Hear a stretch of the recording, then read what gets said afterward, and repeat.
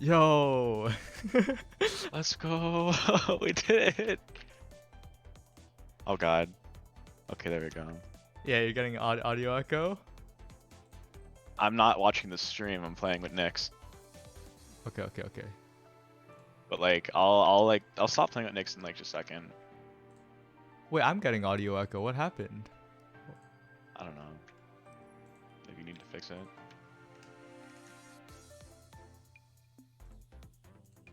Okay. I had a tab open somewhere. Yeah, Mm. followers only chat. Okay, this is completely new. I need a way to get the numbers up. Anyway. Oh my god. Can't believe I'm supporting these practices.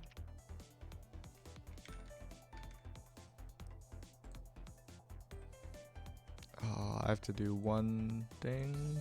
There it is. Oh, where did it go?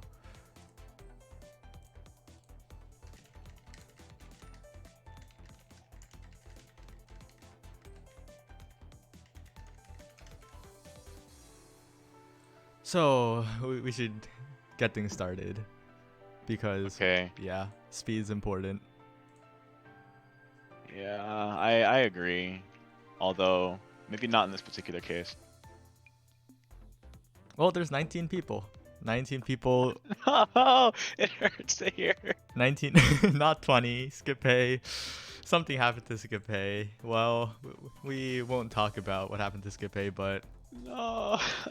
something did happen. So yeah, 19 people and aiming for 6 spots. It's gonna be hard. Oh my god, I'm looking at the stream. Yeah, do you like the Jahvaro PNG tuber setup? Oh my god, that was funny. Okay. I also like to say I won too. Yeah. It is not finished, but whatever. Let's just call matches. What do we want to have on stream first? Well, you'll be playing probably, but let's get something. Let's Gito Biomatter? I don't know. I think we could just roll for it, honestly. I'm a fan of letting the dice decide. Ooh, that not quite sure, but let's just go Gito Biomatter to get it started. Cause like Alright, sounds good to me. Cause they're new, you know. Like we don't get to see new people on stream. That's true. You know it better than I do. I'll follow your lead.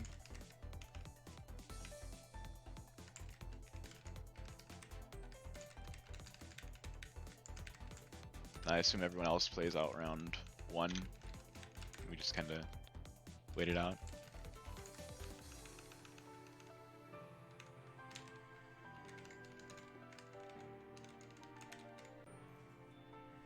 Okay, there we go. How Jahvaro commentate his own match. Oh yeah. Okay. Jahvaro rifle. Wait, Jahvaro commentate. Yeah, let's. Actually, no. We can save that for round 3. Unbelievable. It's not focusing on me the entire way. Oh right. What? I forgot to make a lobby. Oops. There we go. We're Okay, back. We should get in that too. Have you seen the transition yet? On stream? I have not. Let me see it. Okay. Well, you'll see it when we go into a match, which means we need to get this one started quickly. Okay, let me get into Seiya. Wait, what was the? Yeah. Oh yeah, let me also my Discord. Let me ping that.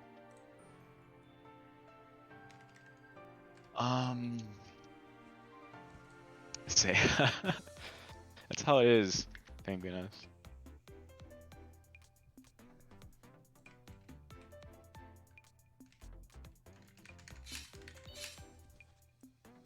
Okay, Jahvaro, you got into spectate.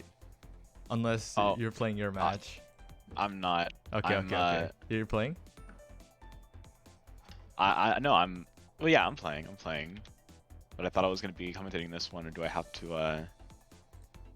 Do I have to? Like, you can wait honestly, because there's people waiting on round 1 for round 2, so it'll be fine. Yeah, I think I'll just wait. Okay.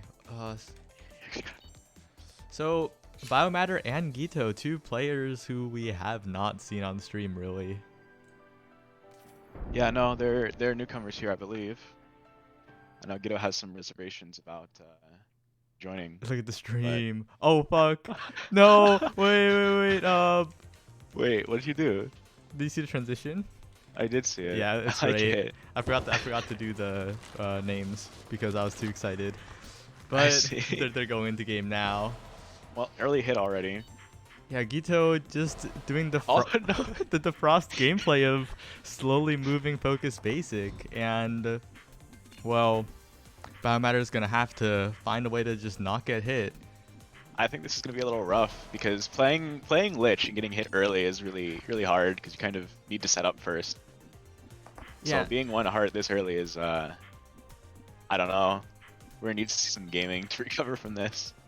Yeah, I think like the biggest issue that Biomatter is gonna run into is just slowing down too much. Like if you're pressing too many buttons against Frost Focus Basic, you're gonna get caught up in it, and not like I guess the butterfly cancel of the wide would really help out here.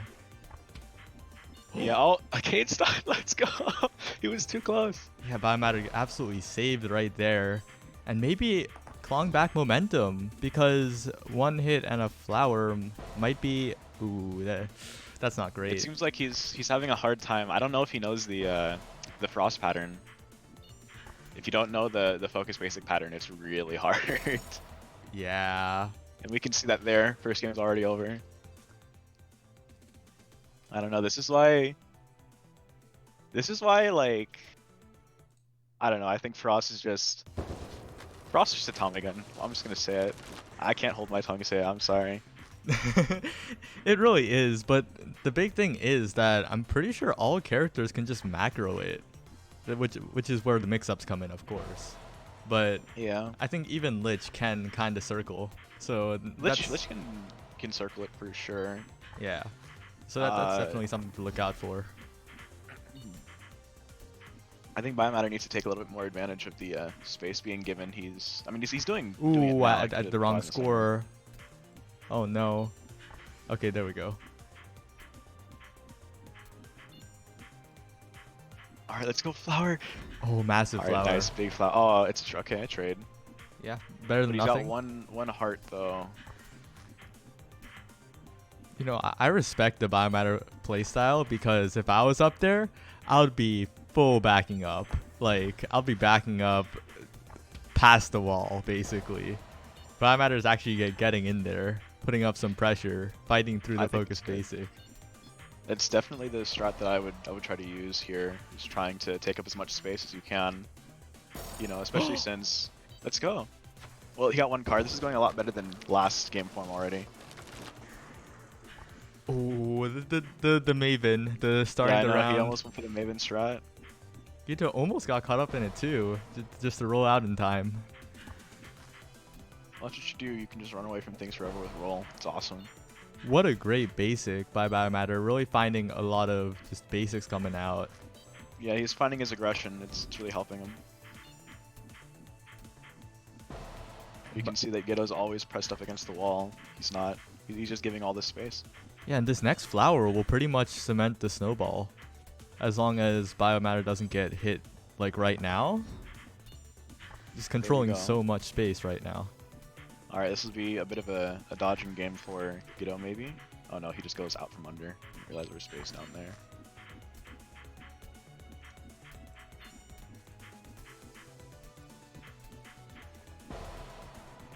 Alright, we got hit while charging flower, but he's still got it, only 5-second downtime. I think you should just tap a flower in the middle, is honestly what I would do. Yeah, unfortunate butterflies, like they're all coming from the same spot, so Gito's just slowly circling around. But oh, that's huge. Oh, this is a big flower. There we go. That could just be it. Space. Biomatter just needs to just slowly clutch it out here. Doesn't need to do anything rash. Just needs to let the walls close in. I like to see Gito stalling out using his defensive abilities as long as possible before using them. Making sure they're out. Well, then he bonks. Yeah, really well played. The adaptation coming in. Alright, so it's 1-1 now.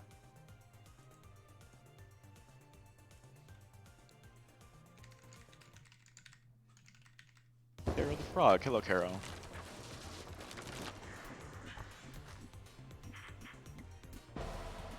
Alright, again with an early hit. Oh, he tries to go in for like a follow-up immediately. Doesn't hit. Yeah, and even though Biomatter is a hard down, the setup is like on the field, so really depends on the next few seconds right now. Oh shoot, I know what I should have sent you if we hadn't even make a V2 model. Did Or you a have PNG. something? I have a perfect image for it. I mean, I could change it on the fly, like during a break. Yeah, I might send you. But Biomatter, the setup waning a bit. The wides doesn't butterfly cancel and backs up into a basic. Oh, that's rough. He's down to 1 heart now, but he's got good flowers down. There's a lot of space taken up. Oh, Oh! Let's go. That's twice a Cade stun now. I think every single stun's been Cade stun. and this Kate stun could be critical. Biomatter has the wide down, has the flower down, has the butterfly. Oh no. Well, there we go. No, it is not another J Feather I'm making. I'm sorry to tell you, Saya. Get it will not hate Sunway today. Game for those of you in chat. Count the number of times J Feather is mentioned in a choke manner. Oh no. Oh. And Biomatter kind of getting rolled over by Gito right now. Manages to claw back some momentum, but Gito just dodging too well. And also Frost, excellent defensive tools across the board anyway. Yeah. Looks like it's a long range battle right now. Gito's managing generally fine. Doing some nice microing. I love to see it.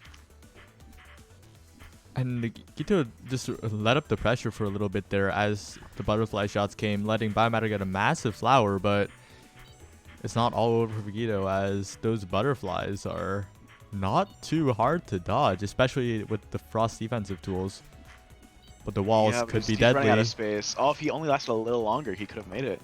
And Biomatter almost got hit on the top left too. Like, those dodges just made it so much more competitive, but oh, the basic comes in, Biomatter managing to get through it. And it's coming down to the wire on this card. Yeah, it's one hit for Gito. Bio really needs, like, even if Bio gets this, he still has another card to go through.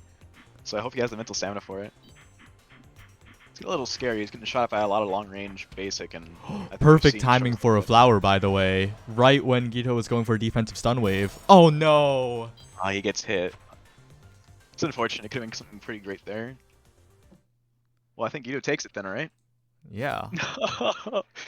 Honestly, like, that was some really good gameplay from a very, like, low seed matchup. I honestly thought it could go either way. Like, yeah, it was great. I agree. It was surprisingly exciting. I liked all the adaptation from the start to the finish there. It seems like they both kind of found their way across each game.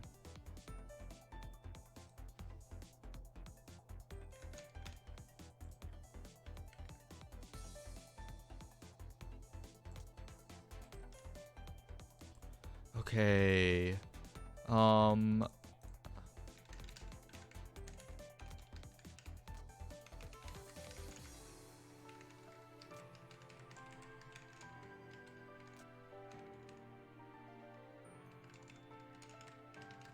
It's time for Jahvaro rifle, right? Yeah.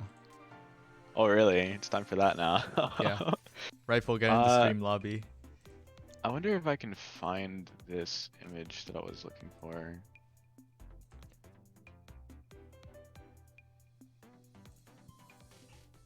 Damn, I have this wonderful transition and I'm not using it enough. Hold on, let me see if I can find this in the meantime.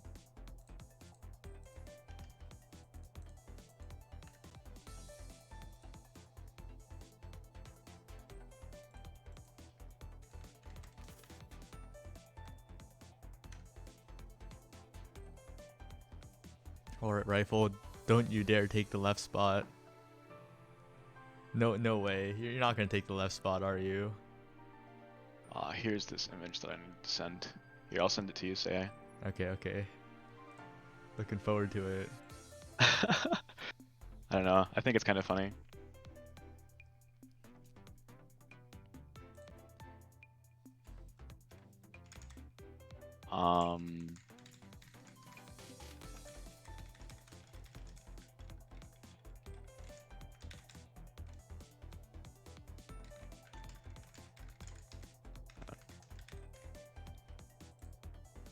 Wait, where's the image? Oh, there it is. Here it is. Oh, okay. It's hard because there's like a bunch of different ones that I want to use. Okay, I got this. But I guess I'll use, since it's default Fox themed to me as well. Rifle took the left spot. Friendship ended. Unbelievable. Okay, just give me a It's fine. second to change the things. He'll see me like transform. This is what like I look like during combat, obviously. Okay, I'm in spec. All right, time to power up. Let's go. Okay, this time I'll get the transition properly. Oh shoot, we're starting right away. The transition was perfect. I'm popping off. Let's go. All right. Okay. Did I say me or Jahvaro versus Rifle? It is Jahvaro versus Rifle right now. Oh no, Jahvaro! And I get hit early. Oh no. Okay, Right. and now Rifle definitely not projected to win this particular Oh, match, he's got but another hit. a massive lead No, he's starting off currently. really well right now. Oh no! Now Jahvaro has Need to recover. Yeah, settle into a rhythm or something because 2 more hits and Rifle has a Yeah, massive and it's a lead. card. All right, I'm gonna go. He's going for. Okay, so there's a clock down. Now I have a few options. I can try and go in with a stun wave. Just apply a lot of pressure. Go for a stun wave wide combo. And really hard to dodge. He goes through my cards. It's unbelievable. I get a hit though. That's a momentum shift maybe.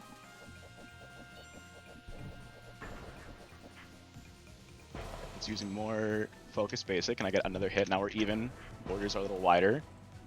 Alright, I'm popping off right now.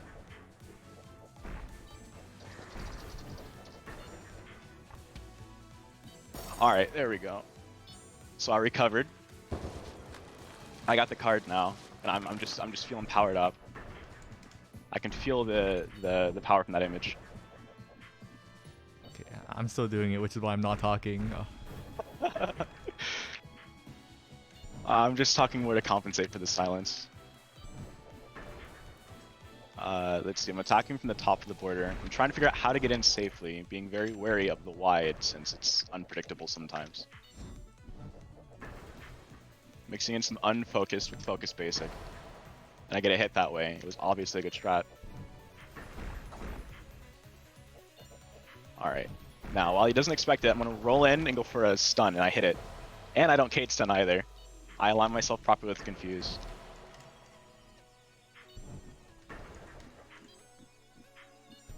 Alright, let's go in again for a wide. It doesn't hit. I'm getting a lot of debuffs. I can't aim, and I'm paralyzed. So I need to be careful. And I get hit anyway. Ross has hit me. Okay, it is ready for the next time we cut the break. Alright, well, I made it. It was not a momentum shift getting hit in that last card there. Welcome in, Dector. Alright, I'm staying. I disappeared and like came back and I look at the screen and you just like won with a 3 heart card. What? Switching to Sun, okay. Okay, so he's switching to Sun from Arc. Oh, and we're getting news that Max lost to Ox. Last card, last heart. Oh no. No. that would have been like, oh, that would have been insane. I think it was insane. Must have been close. Alright, it's against Sun now. 2 especially magical characters. Alright. He's so far... Oh, well, he bonks.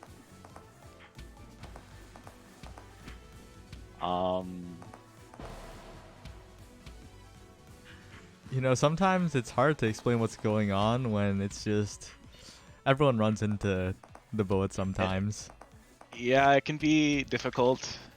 Especially from my perspective where I'm trying to commentate it and play at the same time. Wait, Jahvaro using the Illy method of going in out of the diamonds. Yeah, that's how I learned. I like doing it. But it's just so hard to do if it's not like perfectly horizontal. If I approach from an angle, I have to like diagonal, and that's so hard on keyboard. But anyway, I get the card. Playing a more defensive mid-long range Frost, just trying to out endure him, and it seems to be working. But Rifle has another card to recover, or more hearts to recover with. That was a good what's it called?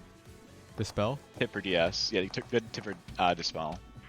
Yeah, unfortunately, Frost, a character that's very good at getting out of Dispel of all forms and sizes and positions. Yeah. I'm going back to my early roots of just playing a very defensive Frost. This could be a long game if neither one of us bonks. Oh, well, there's one.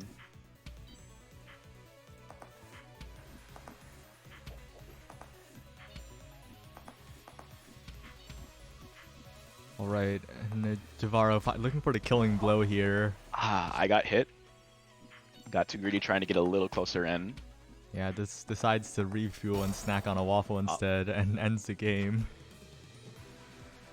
Well, there you go. And Jahvaro takes that 2-0. Damn. Well played to Rightful, and well, It is a I guess well Jahvaro played to me qualifier. too. Oh no. Well, like, that's just unfortunate. Both character and, like, player matchup wise. Yeah. But well, I made it. Also, like, about the game before, like, shout out to both Guido and Biomatter. Like, of course you could see, like, the new player mistakes, I guess, or, like, unfamiliarity, but, like, damn, if y'all were playing back when I was playing, I would not have won games in tournament. Because that's all I'm gonna say. Yeah, no, I mean the quality of the newer players has definitely gotten a lot better, I think. All right. Oh, sounds like background noise. I'll mute. No, well, okay. It's time to speedrun, by the way. We are gonna really? head right into Rem versus Meguka. Rem versus Maguka? Yep. Alright, well, I guess we wait for them to come to us then. Yep. Who's Rem? Kara. Who's Rem? The first seed of the tournament.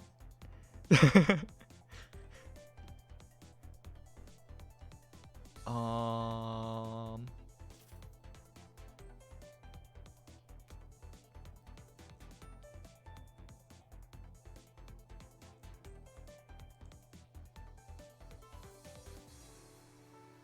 No shot. You got them to sign up. It's magic. It's the magical mountain It's a Jahvaro qualifier.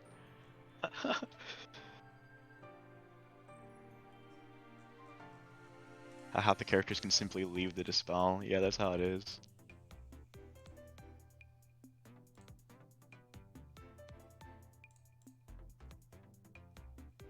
Alright, Rem, one of the fabled sons of the top 3 sons from, what ATM was it, Saya? 39? No. I forget. Yeah, I actually didn't have any idea, so I was just trying to set you up and hopefully you would figure it out. Like, I have a lot of... Oh, wait, I can check, actually. I have MNS rank. So I can just look at... I can just look at MNS rank. And we may or may not have a certain guest with us. Oh? Hello, been invited to comment as well. Hello. Yo, let's go, it's Mino! Second Jahvaro Mino interaction ever. Let's go. Oh, wait, I need to add the Mino PNG Counting. tuber. What's with the Jojo Fox? It's just something that I found that I thought was funny. Okay, it's So we decided to use Oh, this shoot, to do the one.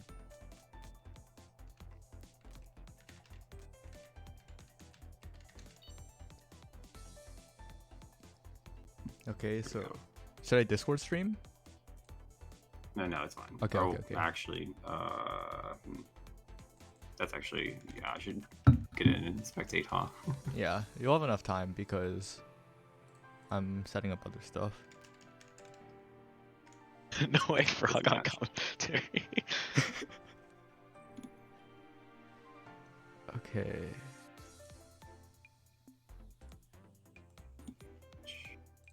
This is on the normal branch, right? Yeah. Um.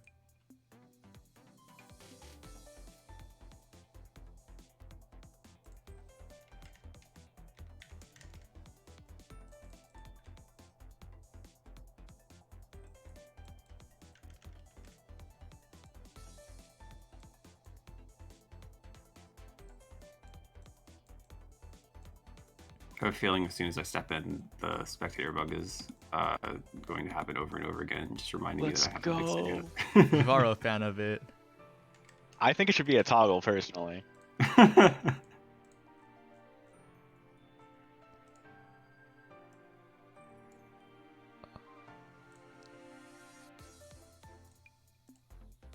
Oh no. What's wrong? I keep forgetting that doing everything like the way I'm doing is a very inefficient way of doing it. Okay, we're ready.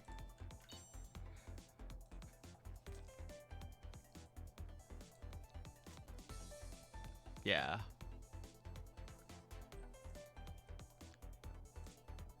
Alright, so knowing Maguka and Rem, it's probably gonna be Sun and Worm. Let's see if I win this loaded bet. Oh, Mega Red Hood? Maguka Red Hood. Well, I'm glad I didn't bet. I would have lost. Yeah. More than that, Maguka's Green Hood. Yeah, Mocha, I think, said that she would be going for mirrors, I think. Maybe misjudging Rem's character or just wanting the red into Sun matchup. Maybe the off chance that they thought that she thought Rem would pick Red Hood. Rem does have Red Hood and Sun as characters. But Rem displaying a lot of defensive brilliance, just catching Mocha's movements over and over.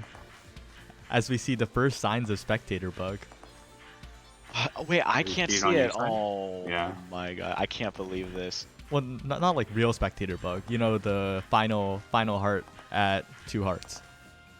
That one. Oh, that one. Okay. Oh. The tame one. The tame one. The non-hype one. Mocha not going down without a fight, though. Oh, no. Oh, well, there we go. Ran into a diamond. And it happened again at the start. Yeah, Maybe it's a message. the croissant-flavored breakfast setup. It's another hit. Guys have another name for Sun combos. Yeah, the wide around basic is breakfast setup. I forget who named that, but that was a while ago. And there have been many attempts to name diamonds, none of which have been successful. Well, Maguka doing a lot better art. It's now even instead of 3-1 like it was before. Before that 4-1.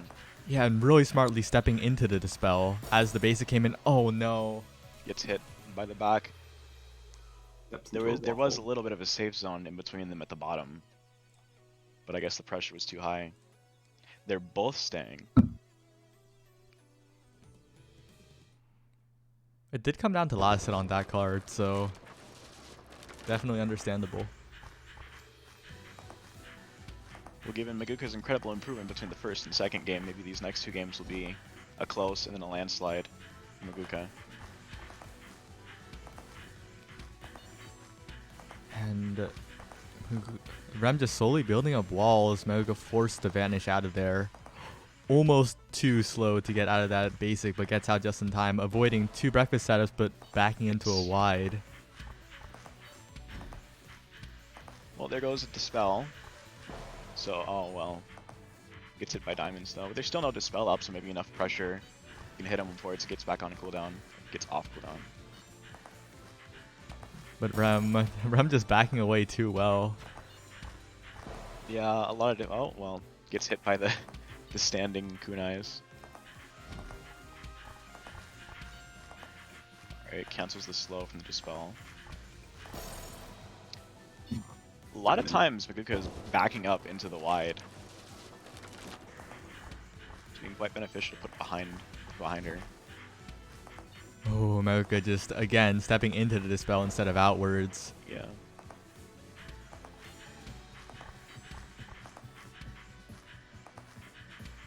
And Rem, like, although Rem gets hit here, their playstyle is just such a good mix of offense and defense, just not leaving any real gaps for Maguka. Yeah, this is very tough.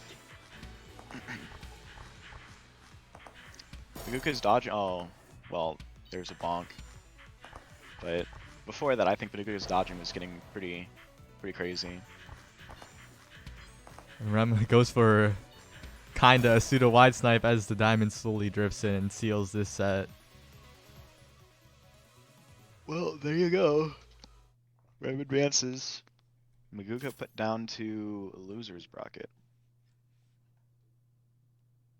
Yeah, winners round 3 being this hard. It's too stacked. Yeah, these are pretty intense matches. I do like the transition a lot, I have to say.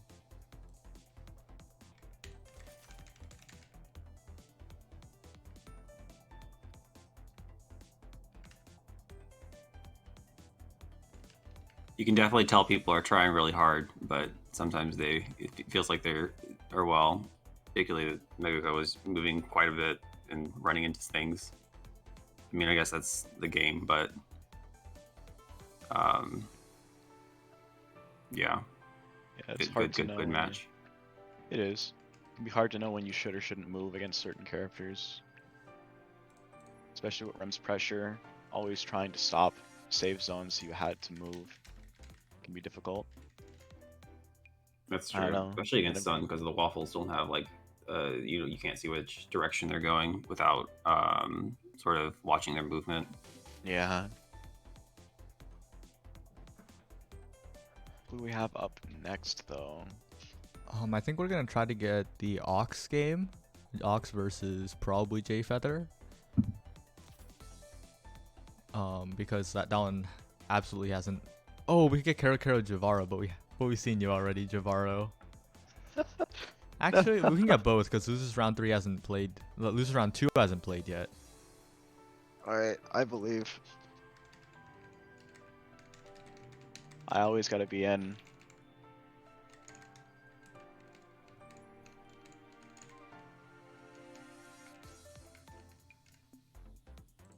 Okay, Ox versus. Actually, I guess we could have Kero Jahvaro first, and then Ox versus J Feather or Nuke, because J Feather and Nuke are probably playing at the moment. Yeah. Yeah, let's get that first.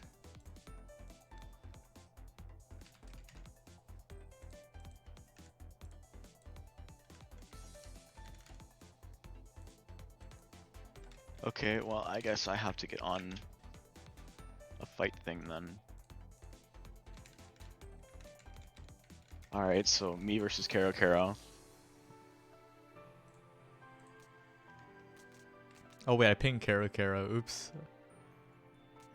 Well, we're already in. Yep. We're getting ready. Winners round 3 matchup. Crazy. Alright, let's see. So, me, or I don't know if I should say me or Jahvaro. just say you. Me and Kero, we go way back, of course. Like, he's been here since I've started, and we've, I don't know, some things have happened in tournaments, so. Yeah, ignoring all the details, I think Kero has the advantage going in. But I do have the Frost matchup, so, or the matchup advantage. And also, I'm pretty sure Jahvaro has either an even or winning record in tournament. Yeah, there's that too. So let's see if that holds up. Okay, there's some diamonds. Daily I don't get hit by one, method. though. How? I don't get it. How do you do it so well? I guess I practice. I don't know. There's only one set of diamonds. I guess the play more advice applies to all games. Yeah. Oh, I tried greeting. I should have just rolled through. Yeah, Jahvaro trying to display their skill once again, not using the privilege that Frost has, the low cooldown roll. I roll all the time in SAR. I want to do something different. Kara is slowly just building a massive lead. Almost insurmountable for this card. Yeah, this will be a rough one. Something different, like running into diamonds. Oh, whoops. I held it down too long. Or pancakes. Alright, Karo gets that without getting hit. On the second card, I get hit by diamonds early. The residual pancakes kinda being a bit of an issue when trying to go for aggressive bit. plays. Definitely is difficult getting in. That's what I want to do for sure. Kara playing very on point today. Yeah, he is. Just slowly circling around the screen, not taking any big risks. Oh! But I get stunned. It's not a cage stun. Although he did have a little bit of time to move, so it might have been able to be one. Yeah, and did Kara dispel up? Quite possibly. But it doesn't matter. Kara has the lead, has the dispel in the back pocket as well. Yeah, he's got some strong tools here. Ah, I messed up my movement. Let's see. It's gonna I'd be careful. The diamonds have really been doing me in recently, or this game.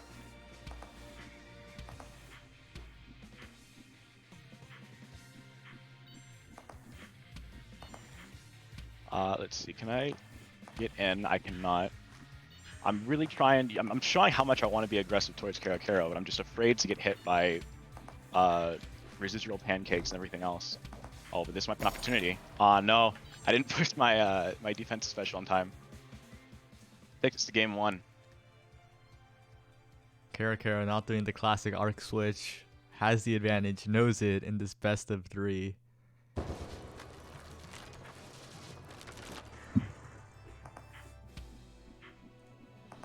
Now, we haven't really commented on it, but this is a Magical Mountain qualifier right here. If you win this, you're in. That is very true. It's going to be one of the bigger events for MNS. This is the first of 2 qualifiers. Some say this qualifier is going to be easier than the second one. Easier.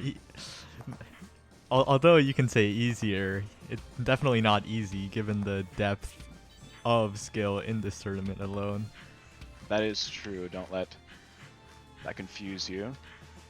Oh! I love dodging the diamonds. I need more practice with it. I haven't practiced enough, it seems. Really trying to save that roll. I love saving roll. Uh-oh.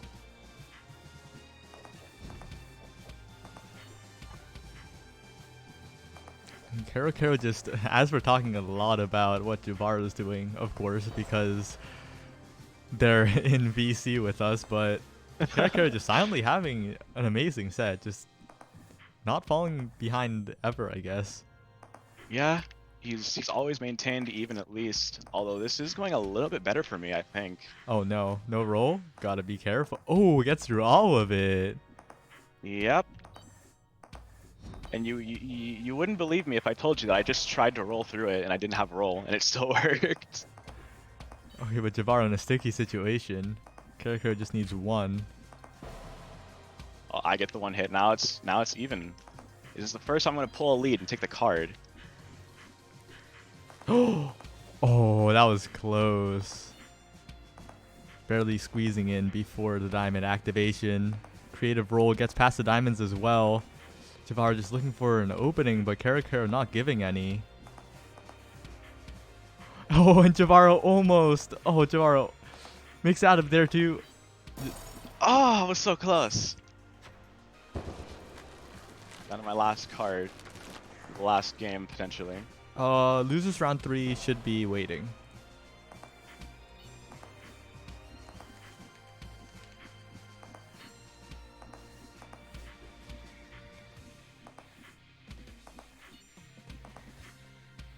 Yeah, the thing about those pancakes is they spawn in slightly faster the closer you are to sun. So once you get into close range, you have to be really quick with the reactions.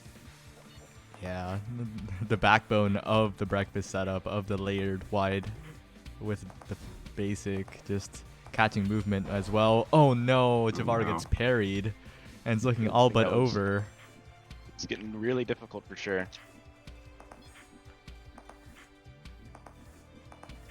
And Caro just needs anything here.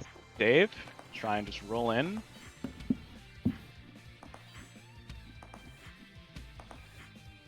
And Jahvaro just trying to find momentum, but but I get hit by the wide snipe. I didn't commit, didn't go in. the And that's diamond it. flavor. It's a clean 2-0 from Caro. I move on down to losers. Oh, and Does that make Caro the first to get qualified? oh, Rem and Zale have already qualified. Crazy. Oh, have they? Cupid though making it close, taking Zale to game 3. And now we have another qualifier match. J Feather versus Ox.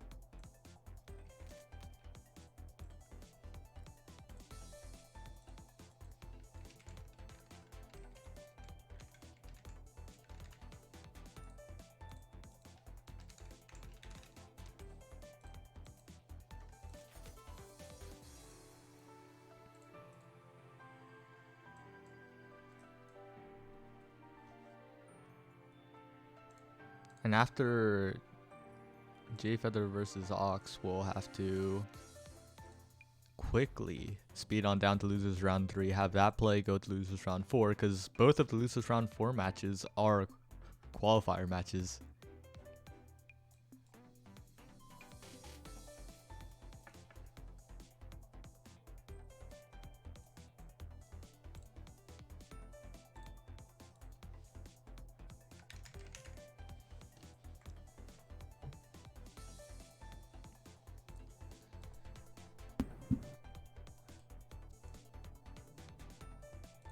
And J Feather should be here soon.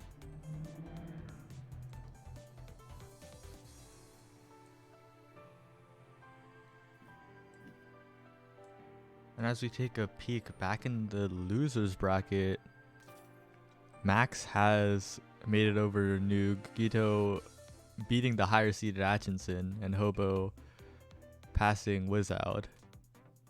So we'll see how it goes. We will. Right now we're looking at Ox versus J Feather. Yep. J Feather having changed to depth more recently, but he still has Frost as a secondary, I think it is now. So we'll see which one he pulls out.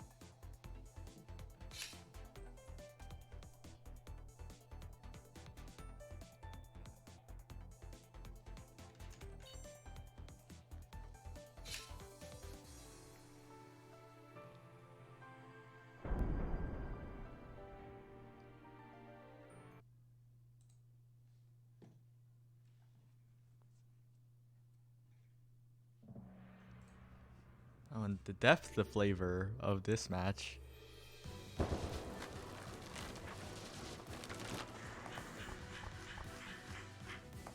J Feather starting it off with the basic, trying to create a wall, trying to set up on Ox, but Ox just moving to the other side of the screen. It's that sixth sense that anyone who's played this game long enough has, how big Def's Whirlpool activation is going to be.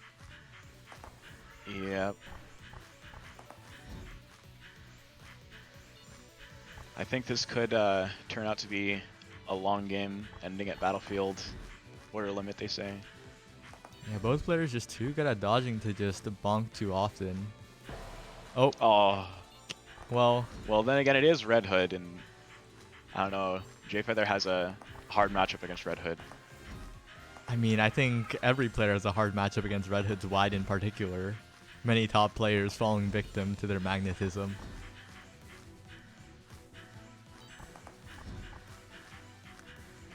A bit of a chat war going on. Pinguino's being a bit aggressive. Let's go.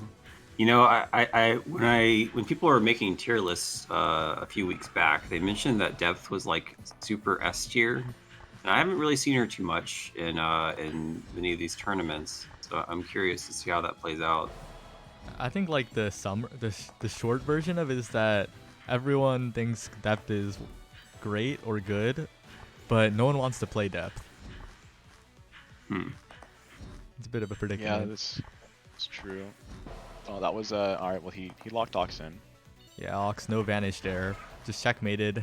Ooh, takes a bit of an unforced hit there. Just the slow basic creeping up on you.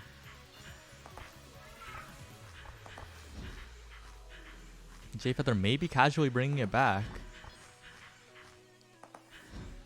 Well, that's step 3. He always starts out a little slow. Game plan is to win in the end.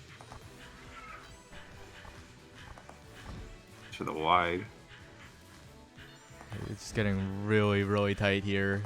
Oh, Jfeather burning shotgun. Might not have been the play. Uses Jellycat to go down, but presses basic into Ox's basic.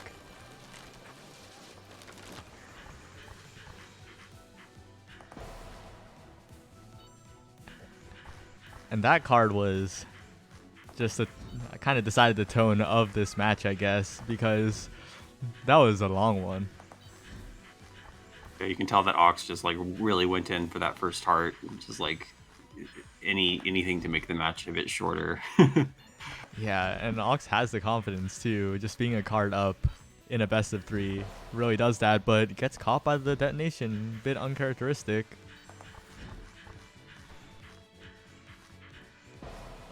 Well, he recovers it, gets a hit with basic. Now it's 2-3.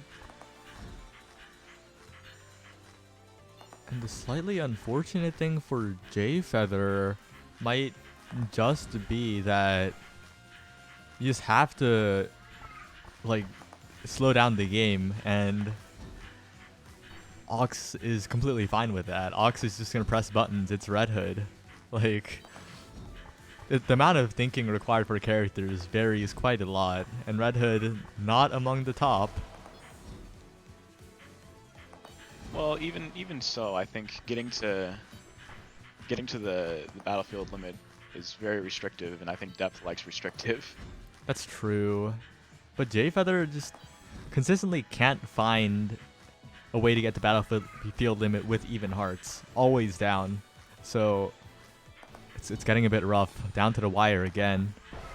Oh, but he gets a hit this time. Maybe he doesn't need the battlefield limit. Yeah. So that was using his defensive special, so oh, it's up man.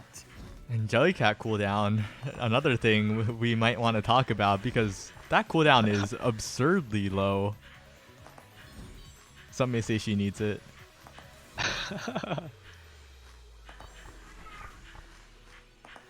Oh, going for it. I'm feeling the shotgun here. There we go. You make it really broken, make it fall instead of go sideways. True. Too much talking about vertical moon. Where's vertical Jellycat? Yeah, I know. Jellycat not affected by gravity. Man, Jellycat, the only character that's voiced and has gravity. Just True. stuff to put in.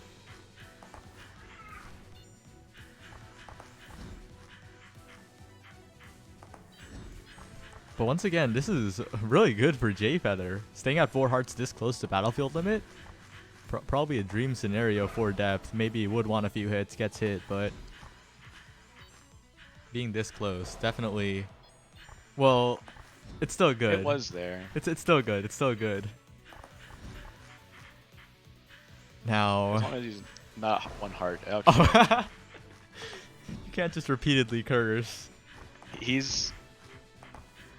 Okay, well, Ox is doing well. Ox is doing very well. Some might say he's doing amazing, so. Yeah, before we call us out for biased commentary, No one plays depth. Everyone plays red and sun. You have to cheer for the characters, you know?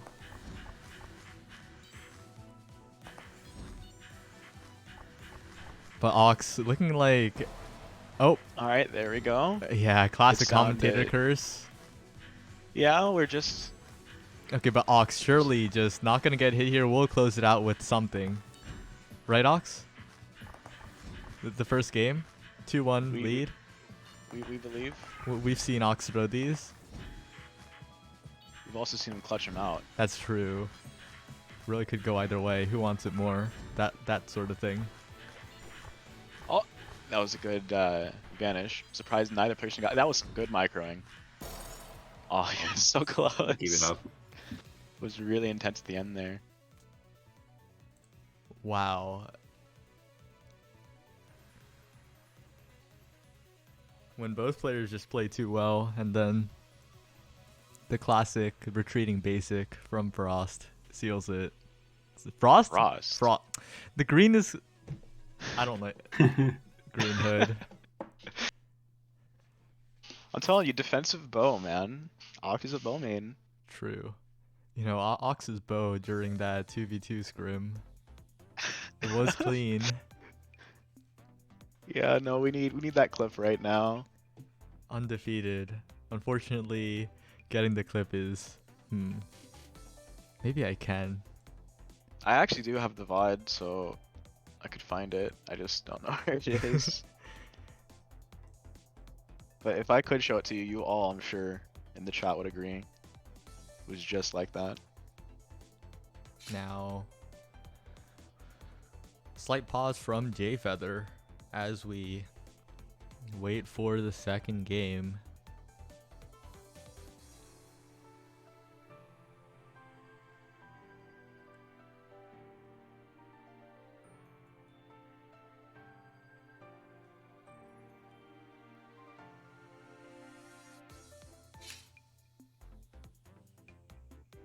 I guess he's staying.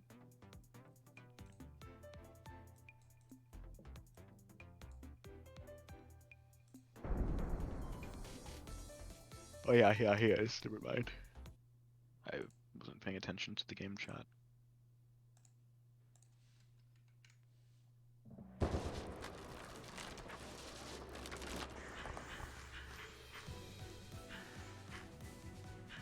Okay, well we start off and neither side gets hit early.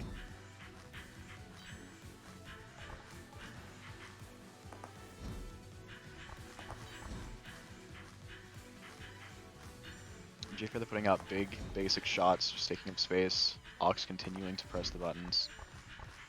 Throwing kunais everywhere that just get ignored. Jfeather just casually walking through the spawn duration of the red wide. And walls have closed in quite a bit, neither player getting hit, so Jfeather definitely favored quite a lot here. Yep. Oh. Wasn't a checkmate, but Ox got phased enough by that shotgun to back into that basic activation. Really good setups coming out. He gets hit by the wide. Alright, it's 3-2 for Jfeather. This is still an advantageous position. And hopefully, not in classic MS fashion, it doesn't change instantly.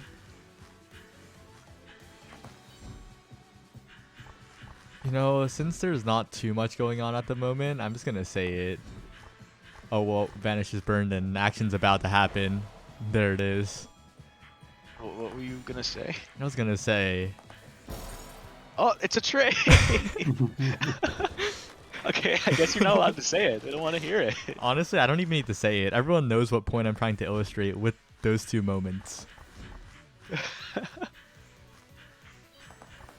But Ox, aggressive, doesn't want to roll over on this card. Trying to fight at the mid-range. Trying to trap Jfeather, and successfully does so at the bottom wall.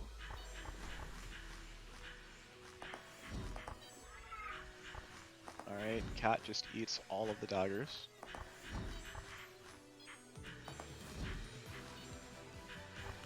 Ox just dancing around the whirlpool, but danced a little too much right into a wide.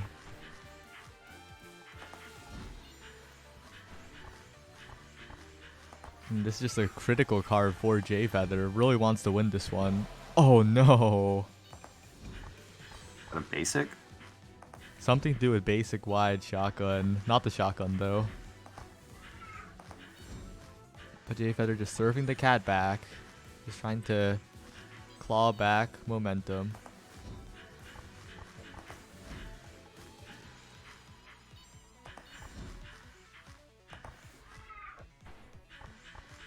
Too close in the dead zone. Ox being, oh well, he runs into it. And it's once again a 2-2 late.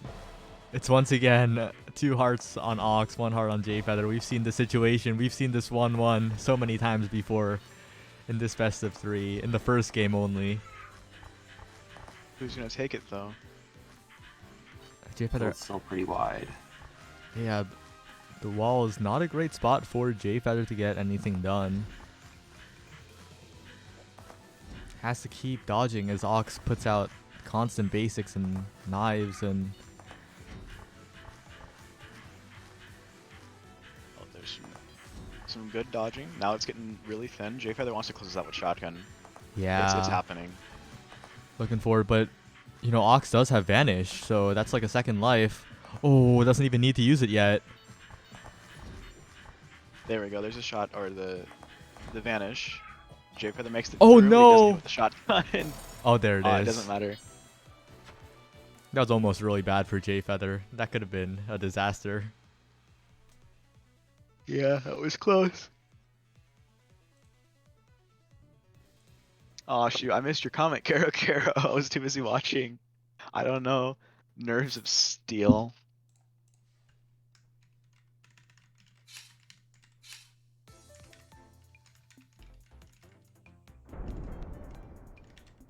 Okay, Ox switches to Arc. A little bit of surprise to me, given how much Jfeather hates Red Hood. But I suppose Ox is unsatisfied with the fact that Jfeather's able to micro everything in addition to macro. Very interesting switch coming out from Ox, but he does have the fundies, and sometimes fundies can be quite a lot. Oh, and gets Well, a he time gets the stop. Now, But he doesn't put a moon down. Maybe he doesn't need a moon. You know, just asserting dominance. Yeah, getting hit by clock is really a mental hit. Fishing for debuffs because, you know, depth, not the fastest character, but also controls a lot of horizontal space with that Jellycat. So Ox finding a bit of trouble getting anything to stick. Still holding on to the lead though, and Arc, a very solid character at small walls.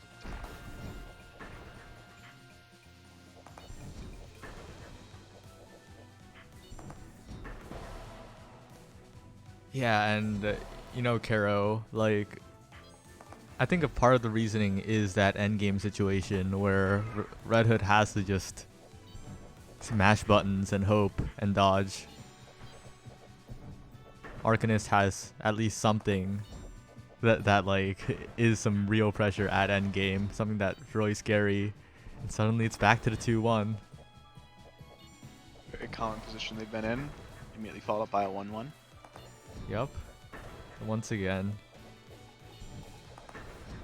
yeah, the thing about Arc, I don't think she can react to depth shotgun quite as fast as Red Hood could. Like, Red Hood just hit Vanish, and if she had Vanish up.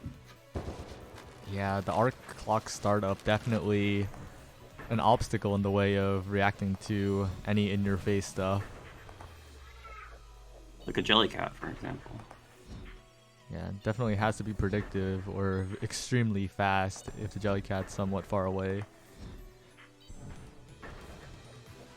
But now we're back.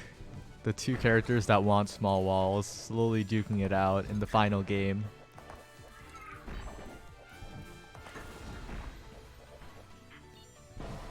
Oh, and Jfeather surely going for a shotgun there. Gets caught out with no buttons out. But Oh, oh, oh. oh no.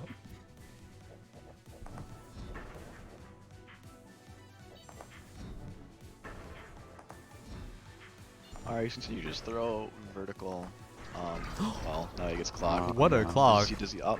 And he goes for the good moon too. Okay, J Feather just slides through the moon. Yeah. You do have a little bit of invincibility after getting stopped, but not much.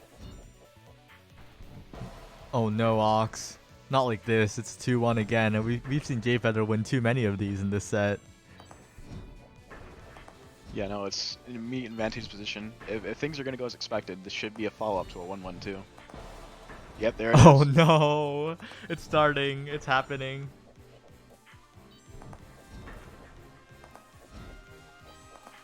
Ox can't lose this.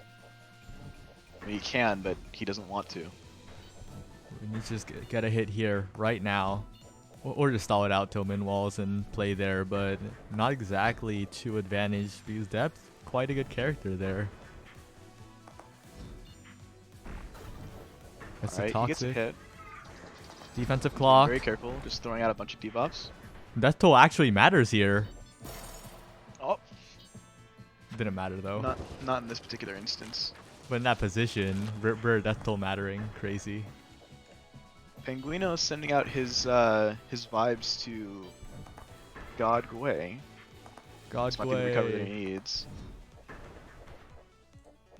It actually matters. Caro, a death toll believer.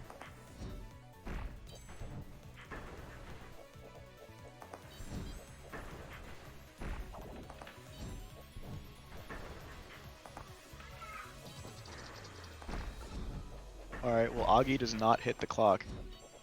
And the walls are once again small.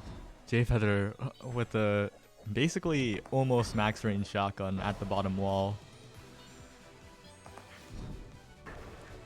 And it's really just gonna be even all the way through.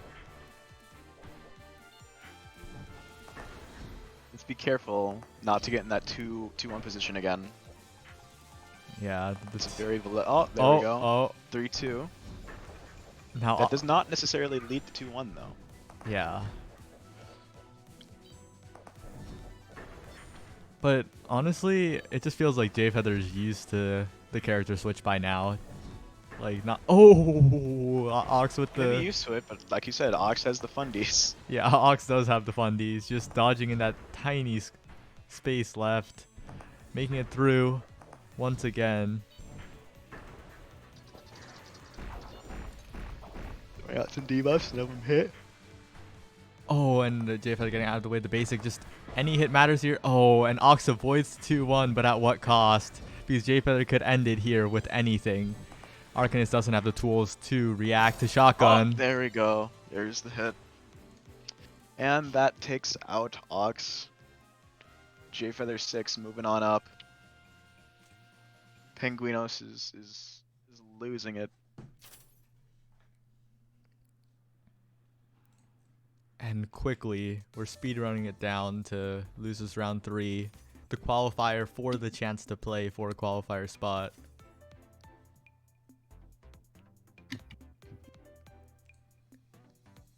Ox isn't out yet, Penguinos. He can still win this He can still make this it. qualifier.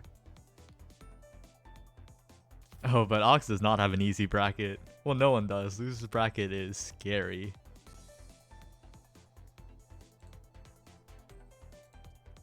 Alright, Jahvaro, you're gonna have to play off stream. Off stream, no way. Goodbye, Jahvaro. You've been How do I banished. commentate at the same time? No. Unbelievable. I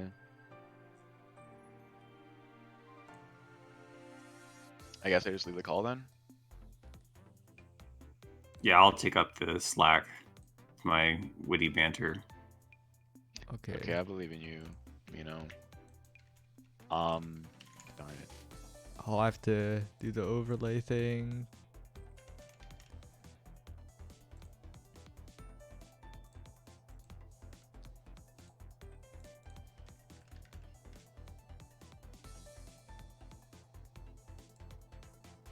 Okay. Let's spectate.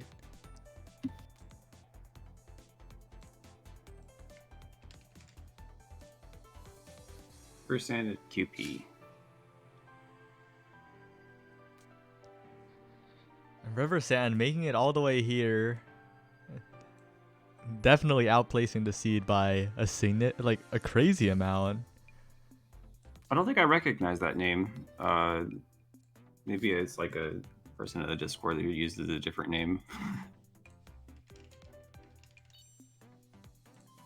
Yeah, well, River Sand I think relatively new, not new, but definitely one of the newer players. So we'll see what happens.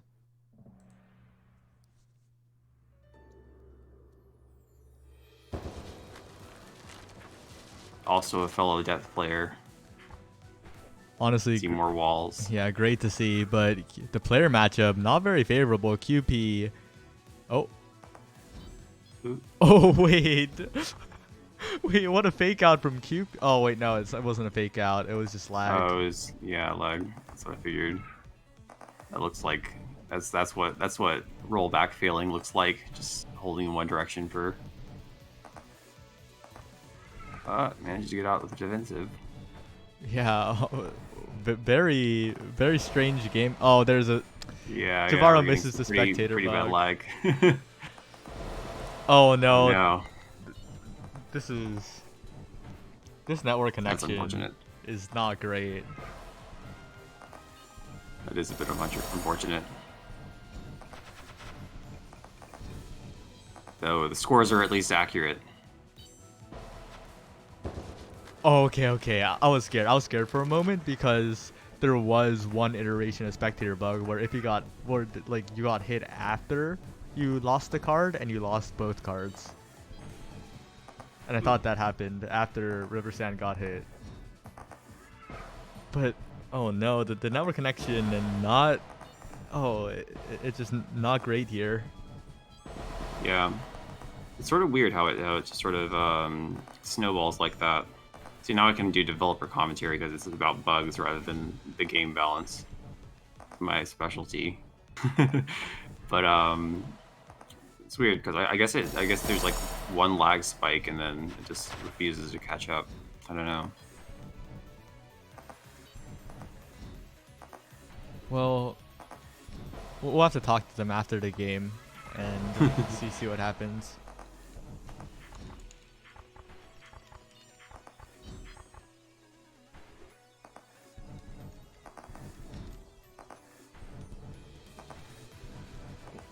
River Sand down, not completely out of it, but pretty much checkmated at this point. Yeah, you can get checkmated against the walls like that when you against Storm Beast and you give her some room.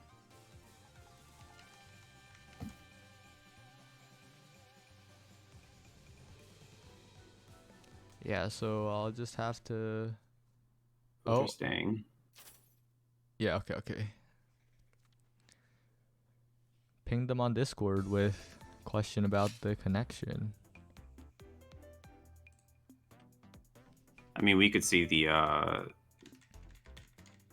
match pretty okay, but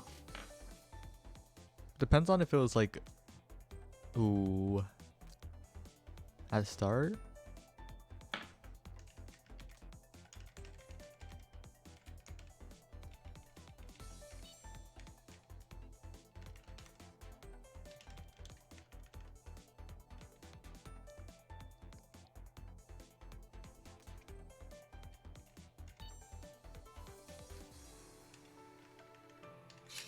at some point everyone feels like a bug developer more than a game developer from Karo. I certainly created my share of bugs. Well, thankfully, Spectator definitely makes connection issues look way worse than they actually are. So it was bad, but it wasn't like unplayably bad. Now, River Sand has to find a way to get through these walls. Definitely not too well versed in the high-level storm matchup. QP, quite the menace. Yeah, bonked, and now he's trapped against a wall. hard to get to the to a point where you can get a basic going and get more pressure. Storm's just got so much. Getting a little bit of flag. Yeah, and it's just, I guess, decision making. Oh, That's the some last more lag, yeah. But I guess it's mostly decision making related stuff because River Sand's not really, I guess, bonking too much. It's way more about where they choose to move and not choose to not move, and just getting trapped over and over. Yeah. Those balls are big, but they only fire. They fire where you're standing. So position yourself right. Although it's very difficult to position yourself right. It's super laggy. Yeah, the spectator He's lag. moving back and forth. Oh, inside. It's not lag. Yeah, yeah. We're a little bit desynced.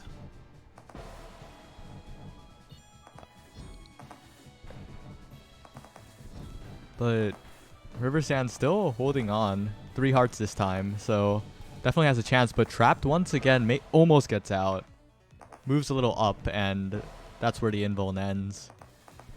And goes for 2 shotguns on the bottom corner, but QP already out of there basically with the flash step.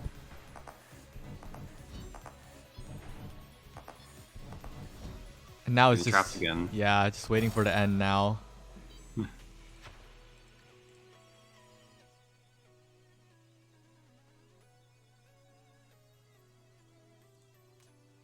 Unfortunate connection issues, but great performance by QP, and can't really fault River Sand. That was like 100% a matchup type thing, not really like a wasn't good enough at dodging type thing. Right.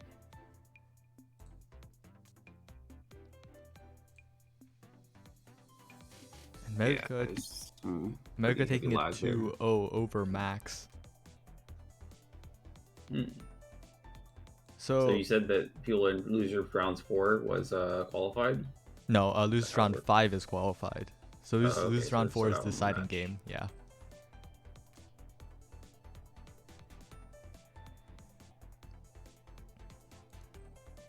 So losers round 4 is top 8. So the current round, losers round 3, is qualifiers for top 8. We're going to be in top 8 like after this round finishes. Everything else is top 8.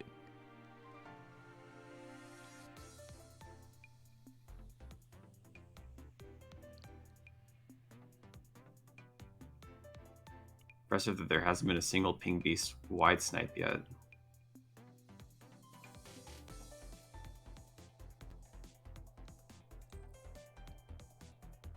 Shooting some points.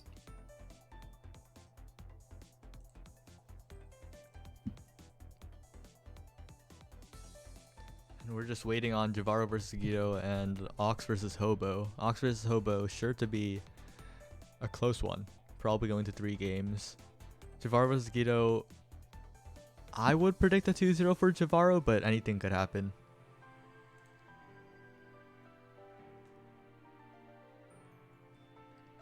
And even then, the losers bracket members of the tournament are not out of the woods yet because they still have to win 1 more game to qualify. And that game's probably the hardest in the entire losers bracket because it's just top 8, just the top 8 players. So how does this qualifier work? Are they playing through the whole tournament anyway for any reason, or is it just qualifying for the... It's a normal tournament except for the fact that top 6 qualify for the invitational. Right. Can you join commentary while Why not? Hello, Max. One time tournament organizer, Max. Hello. I'll have to turn you up a little. Okay. Ooh, that's a little too much. There we go. All right. Hello, stream. How have you guys been doing in here? Oh, you're asking us? Yeah, we've been chilling. We're good. Oh yeah, hi Mino. I don't. Hello. Yeah, Sure, so that's fine. apparently, Oh, go ahead. oh, I hear from the other channel that Gitto apparently took the first game against Jahvaro. Ooh. Unexpected for sure. That's the Frost Mirror, right? Unless Uh, Jahvaro... I think Gitto plays both Sun and Frost. I'm not sure what matchup it will be. Oh, hello, Rem. I'm assuming that's Rem anyway. Yeah. Yeah, I played really well against Ox, but I did not play very well against Meguka. I definitely could have played better to win that one, I think. Yeah, definitely a heartbreaker seeing the 2-1 in the winners round 2. The Ox, that was so close. It was so close. Yeah, so it looks like, in all likelihood, me, Gitto, and River Sand will all tie, which I think is kind of fitting, I guess, because we kind of started getting good at the same time, I think.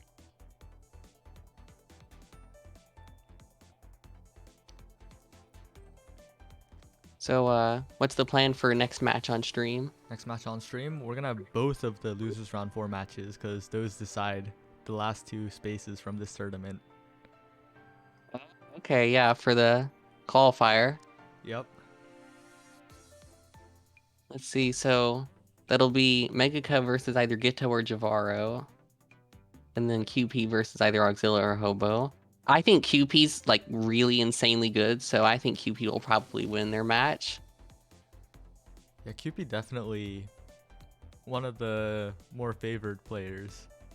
I've been very impressed every time I've played QP.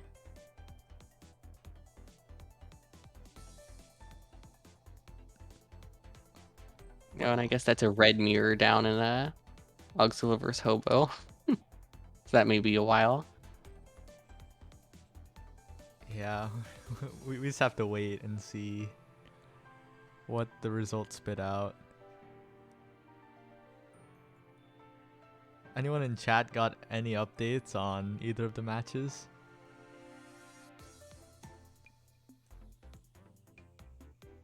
They are going, so true. I'll be pretty shocked if Gitto beats Jahvaro. Oh, I can just move a bit farther away from my mic, sorry. Who is person anyway? I don't recognize Omer. Gosh, Omer is an OG. Omer is Omer was the TL of Spellberta, which was like the first like regular tournament. Well, not the first, but the first, maybe. I think. Well, a very impactful regular tournament series. Yeah, I've heard that one mentioned a couple times. I'm considering hosting a tournament next weekend, a beginner tournament. Lots of tournaments recently. I remember getting pinged that there was one tomorrow as well. Though people might be tired. Yeah, unfortunately, it feels like ATM is getting, I guess, dealt an unfair hand multiple times because Meguka's Hall of Mirrors series and this tournament kinda people don't want to enter 2 tournaments back to back. Oh, it has 4 entrants, so it only needs 2 more to occur. And while we wait for Jahvaro versus Gitto to finish, you know, today's Illy's birthday. Apparently. Oh, it is? What is it? Yeah. Well, as far as I know. Happy birthday. I know he's in chat. Yo. Hi, Illy. Real. And to those of you who don't know who Illy is by far, not even close, not even remotely close, the #1 Maiden Spell player. Well, actually, I guess Minkle's close, but that doesn't really count because Minkle doesn't play tournament. Illy is the only player I've ever played against that I cannot take a card off of. So, Illy definitely the best player to me. Minkle's hard too, but I've at least taken cards off of Minkle. Kara, you bet Illy? What? Beat. Yeah, I was actually there for that. I won that one. It was a really good game. I was setting up for a joke, but... Uh-oh. I clicked on something. I accidentally clicked on a different BC. Alright, I'm back. Hi back. All right. How'd it go? What do I enter the score? You press the challenge report Here it scores. is. Yeah. So I'm down to stick around if you want, but if you don't want me to be here, I'll also leave. Up to you. Guido won? Yeah. Oh, wow. Damn. Ripperoni. Well, I guess. Yeah, I didn't quite make it. I guess the curse of not performing well at tournaments named after you is alive and well in this game as well. But we'll head right in to the next game, and thanks, Max. I'm gonna call you back for another game if a certain player makes it past this round. Oh, I'm not sure who that is, but okay. Who is it? I'll tell you if it happens. Okay, well, it was fun. Yeah, let me know if that happens. I'll see you guys later. Bye, stream. See ya. See, You know, I wonder if my losing to Suns actually makes if it's gone on long enough for it to be its own little thing. Because I lost to Karo at one point. I think that was during when it was Rem, Karo, and Speed. And then I lost to... I thought I lost to someone else. I know I lost to not Max. What's it called? I can't think of names. But I lost to Get Out here, and then I think I lost to someone else in between, but I'm not sure. Do you know? I do not remember. I see. Well, I seem to be having trouble against Sun.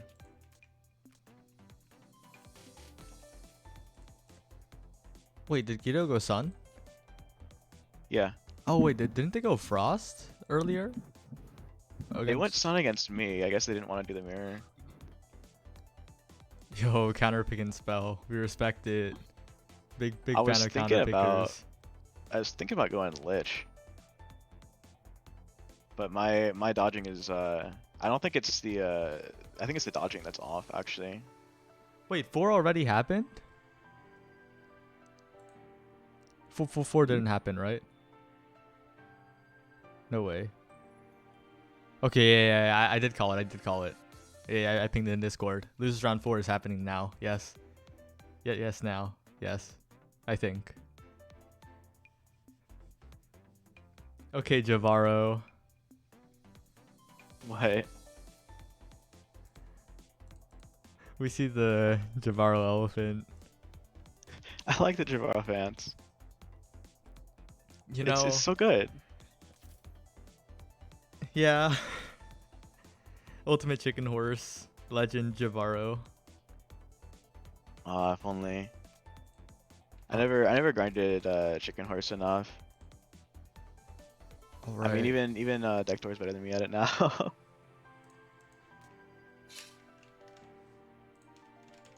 And we are ready for the first Losers Magical Mountain Qualifier. Ox versus QP. This is it. This is the big one. This is probably... Oh, snap. I missed the... Oh, you missed? Okay, I'll... Oh wow, that's appropriate. Oh well, whatever. I'll watch the stream, have a slightly delayed reaction. I'll Discord Yeah, stream. I'll Discord stream. I did the same thing. My game crashed and I exited out and I didn't even notice. Oh no. I've definitely been defeated here. This might be a shift. Alright, and the stakes are higher than ever. This is still a best of 3 due to tournament speed concerns. You know, I kind of like toyed with the thought of making just these matches best of 5 and everything else best of 3. But then I was told that's stupid, and then I realized that was really dumb, so I didn't.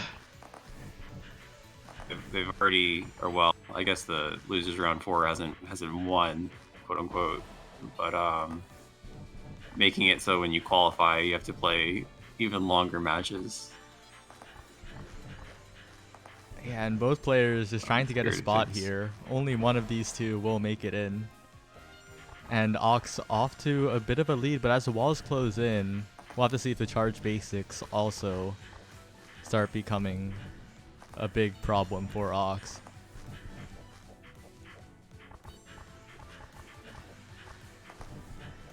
But I guess like one of the big differences for better players, I guess, is actually how they maneuver around Storm Charge Basic. It's not really the guaranteed world-ending thing. It really depends on how you're positioned. But Ox there, not the greatest positioning, gets caught by both the clone and QP. That was a pretty interesting lightning wall there. He's just like slowly going down the corner to QP's position, or sorry, Ox's position. Yeah, now Ox has to find a hit here. Had a lead, but now QP in a very favorable spot. No wides around QP either. Just so much room to move, and You get No it. advantage. So Yeah. close to being on cooldown. Well, this was close.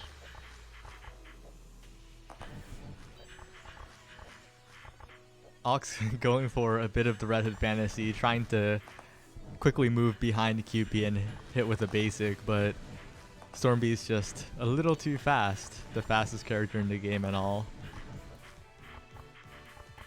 Yeah, 30% speed boost on wide, by the way.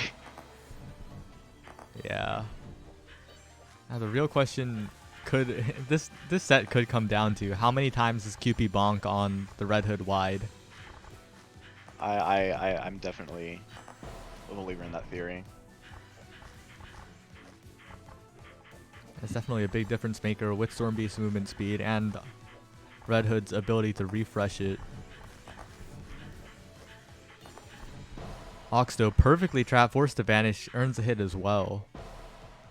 And now Ox just suddenly off to a sizable lead, just needs one hit. Yeah, he is not trolling. Ox is on point right now.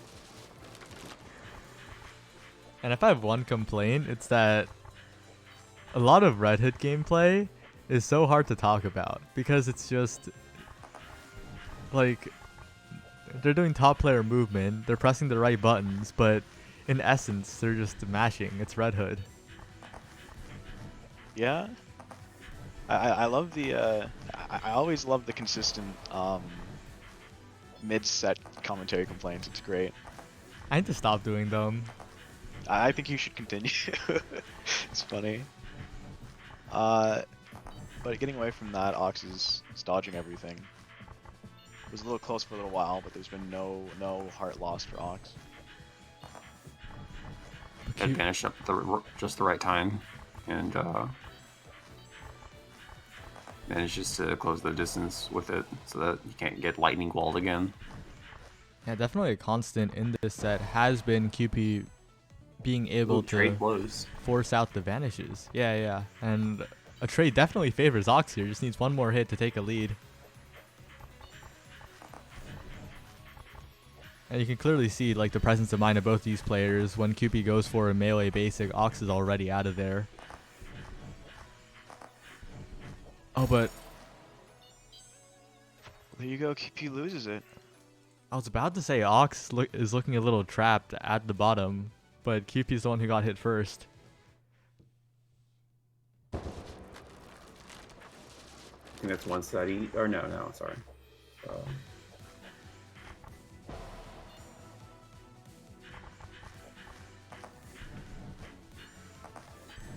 Not nearly enough bits. Bit rate is terrible. Trust me, it's even worse over Discord stream, which is how I'm watching the game right now. Alright, and yeah, we definitely need to focus on where Ox positions because the angle between the clone and QP is what generates those walls. And Ox just consistently moving away from the clone, making sure not to get caught in the crossfire, but gets caught there. But just generally trying to keep distance, not to get just surprised, and it takes one of the fastest cars we've seen all day. Yeah, really unfortunate running into that wide. Classic Storm Beast. There it is again. Yeah. And the set definitely shifting as the rate of running into wide increases. QP starting off with a disadvantage and building up a wall, but that bottom clone does not have... Oh, it does. I was about to say doesn't have the right angle, but Ox trapped in the corner before I can finish my statement. And QP once again consistently burning Ox's Vanish. He's just moving very, very slowly. He doesn't have Vanish, but he managed to get out. But he does get hit by a wide. And Ox has Vanish up again, basically immediately burned, so QP looking for the kill. Has Crossfire, but... Finishes it. What were we going to say? Oh, I said QP keeps burning the Vanish, but Ox is always maneuvering just well enough to get it back, so nothing's really coming of it. Yeah, it's always up at the right time because Ox lasts just too long and Ox takes it into 2-0. Yep, another bonk on the wide. Too wide. Is this best of 5? Nope, it's best of 3. I don't think so. Ox seems to think it was a best of 5. Well, there you go. Let's actually close it. Let's actually spectate games now. What the pug?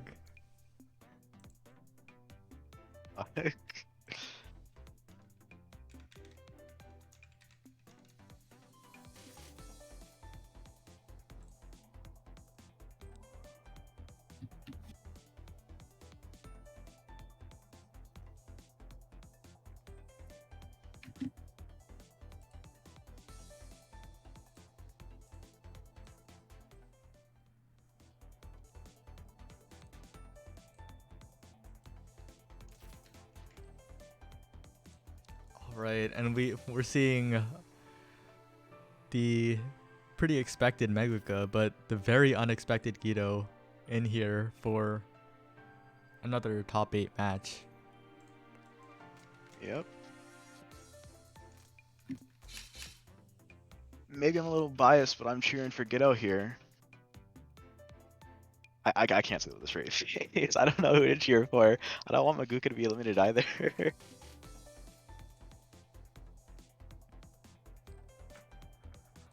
I guess we'll just see who wants it more. Yeah, both of them had to fight through such tough opponents to get here as well. One of them who is among us in this very voice chat. Yeah. Ghetto ran right through me.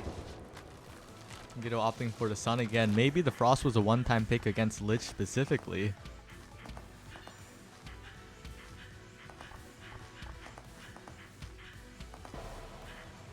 But Meguka sticking with the Red Hood and seeing very big success with it.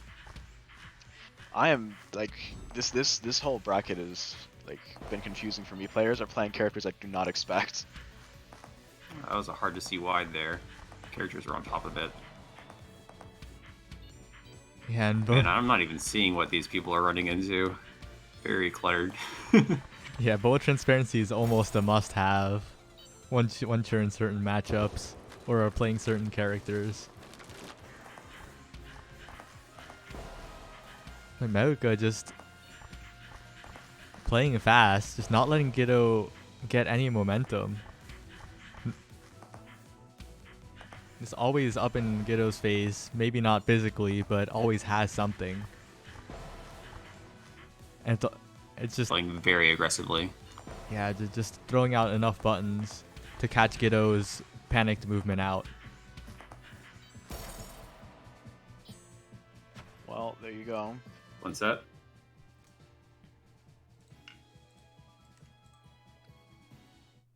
Meguka forcing Guido to switch to Frost. We'll see if anything changes, but from what I remember, this isn't necessarily favorable.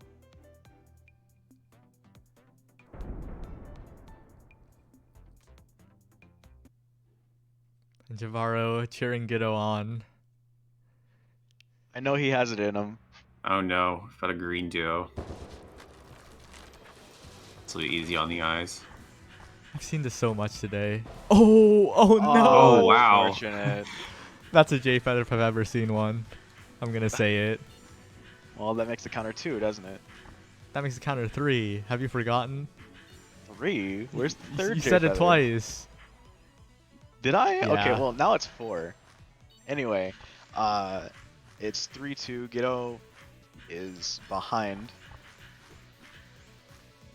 Every projectile seems hostile and everything is green. And that start just must be so bad for your mental. Like, you got the perfect stun wave. But Ghetto can still recover. It's only a 1 heart difference right now. And a perfect approach right there. Oh, another wide. Yeah, Frost really could have been the pick because, well, okay, Ghetto, we got to close this one out. But a lot of Mega's pressure is just up front. Mega's just trying to take these hearts. Ghetto. Ghetto bonks. I was about to say that this pick is honestly great, like, to combat Mega's current playstyle, but unfortunately, the red wide is too strong of a move. Not, like, stats-wise, but psychologically too strong. I mean, I still think this is the right pick. It's going better, but better doesn't guarantee a win. Like, definitely, like, playing-wise, it's been a lot better. Ghetto has been finding ways into Mega's pressure because of dodge roll, just able to get through there and then press wide while in a panic. But Ghetto once again standing on the wide. This could be it. Ooh. Well, there you go. Running into those tap basics. It's like 3 hits from just tap basic alone, I think, that one match. Yeah, and definitely an outstanding performance from Ghetto, falling just short, but still top 8ing an incredibly stacked tournament. Yeah, it was well fought.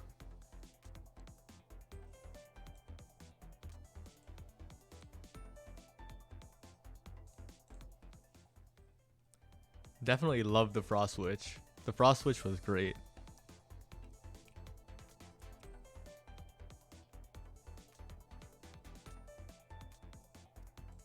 And now we have the winner's side of top 8. All right.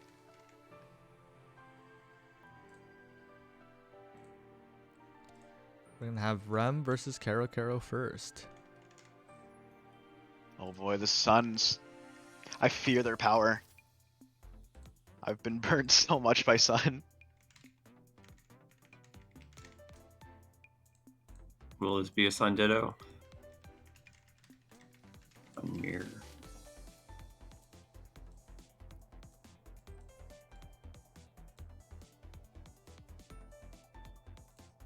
Is the lobby full right now? It's 7 people. Is it full? Should have space for one more, or is it full? Should have space for one more, Yeah, okay. theoretically. There we go.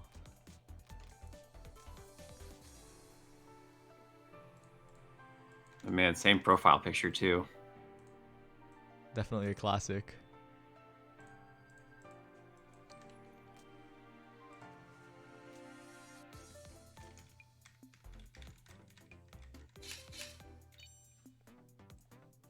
And still best of 3 because we are in top 6, not yet top 4.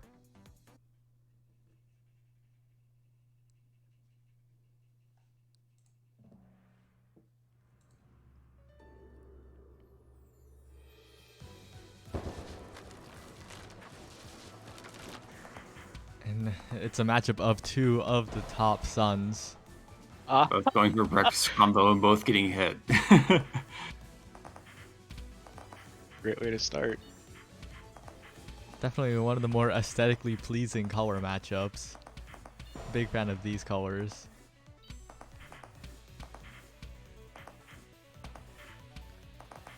And both players just repeatedly going for the same setups, just a matter of pixels.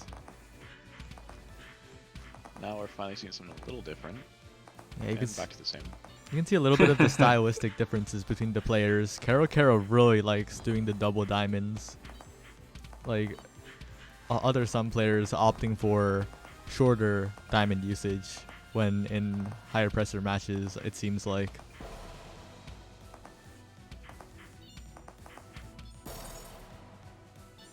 Well, gets caught right at the outer part of the circle. And they go again. Opening different this time. Karo saving the spell. Using it Oh, now. he uses it. But Rem's perfect movement right there. Gets hit now, Right, so- but the spacing. Oh. Maiden Spell. When you try to talk about something and then someone gets hit. Now. Not just oh. Oh.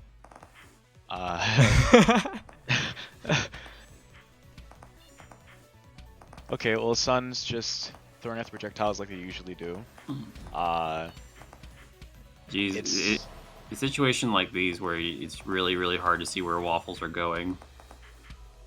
Yeah, it's probably harder on the spectators than it is on the players, I think. Yeah, both players definitely big users of the projectile dim. Kind of have to if you're playing Sun. Oh, but Karo feeling a little trapped in the bottom, gets out, doesn't duck outside smartly, and manages to get out of the pressure so far. Both spells used. Yeah, both of them are just A little weaving skirmish. in and out, trying to stay inside the wide rings, but outside of the basics. And they go again, just in and out.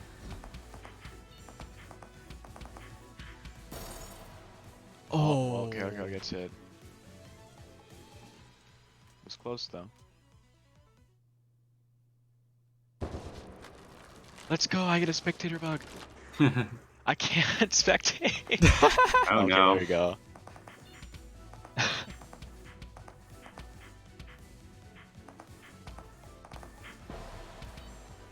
Right, and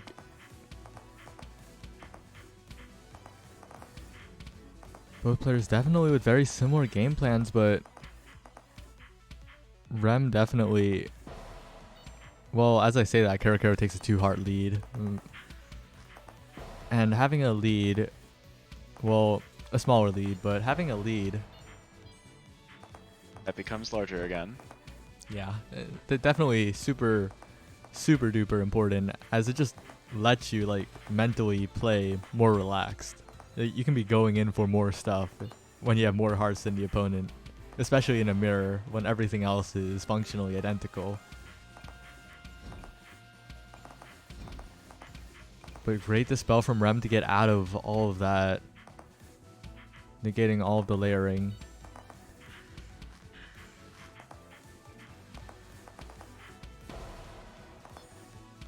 Well, down to last card.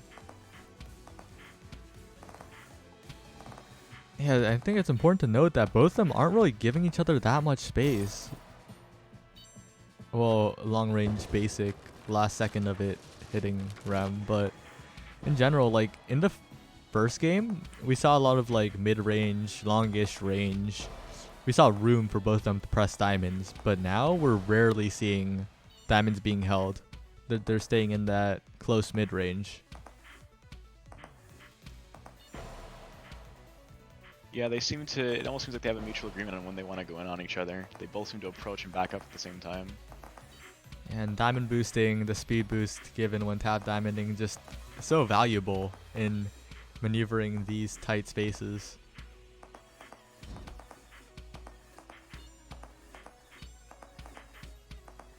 Oh, just a little more space, but we don't see the diamonds.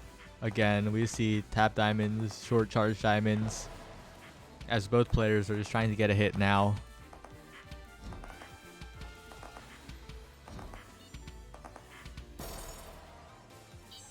Alright, Rem takes it, secures that card on round 3.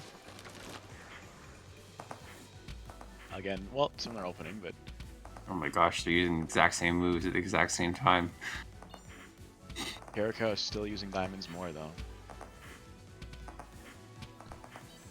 Well, Rem is basically, well, both players are basically diamond boosting on cooldown.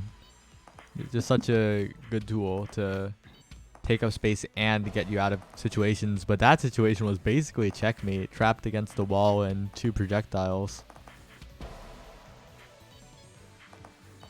And now Rem has to make up a colossal difference. And it doesn't happen. Rem just gets magneted into everything. It's one set each. Alright, let's go. I get more glitch view. Alright, I'm back. Okay, this time Caro gets hit first.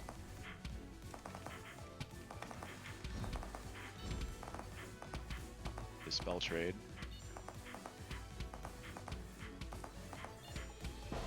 Oh no, Kiro trying to dance around the edge of that basic, just a little bit too much into it. Gets caught by the lingering hitbox, but Rem also getting caught by the edge. And a fantastic movement. Ooh, wow. That closed out really quickly. They're starting to really speed up now. Seems like one hit just leads into another. Now This set's going quickly. that was such a crazy sequence from Rem, like pressuring with the diamond boost diamonds to earn a series of hits. But now both players kind of using those diamond boosts defensively. Not working out too well for Caro so far. Oh, and both players avoiding the basic activations, the pancakes with the slimmest of margins, but Caro unable to get out of that one, and Rem suddenly could close out this set. Spell is way on cooldown. And now it's off. Yeah, Dispel, a very, very long cooldown for such a powerful ability. The ability to activate it out of anything, basically, is so valuable. But Rem's Diamond Boost on point, getting hits too. But Caro responding to Rem, and Rem moves a little too much out of that basic. Caro is still on thin ice here. He's got one heart. Oh, well, there we go. He runs into the diamond, can't quite dodge through it, and that's it. That was the qualifying game, right? No, both of them already qualified. Both of them already qualified, I see. Yeah.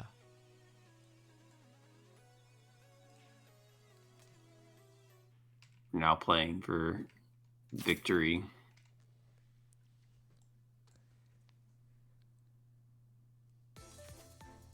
Now we have 2 players, one of which an older legend, one of the, I guess,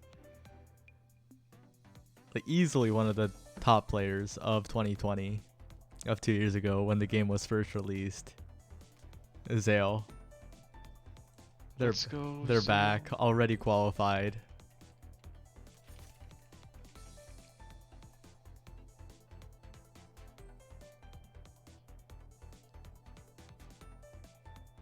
Yeah, Caro. Well, I was gonna. It's so I can't even say. You know how like I say like Jahvaro. So I was saying Caro as in 2 separate singular Caros, but we have a Caro and a Caro. So saying Caro twice doesn't work. I just had an unfortunate moment. We also have a frog, so Yeah, there is also a frog. too many frog people.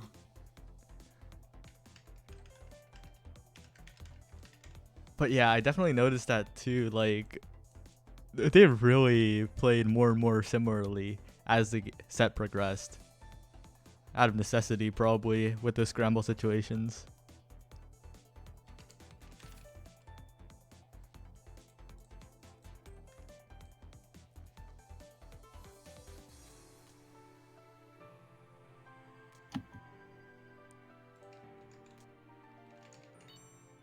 Calling an Uber Zale. Oh, Eiley.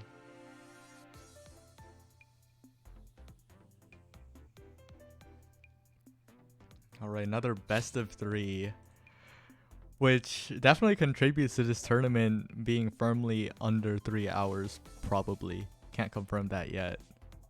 But Maiden Spell tournaments taking under 3 hours, almost like a dream. I'm cursing it. It's going to take over 3 hours, isn't it? Well, we'll see. We've done a good job of cursing everything so far.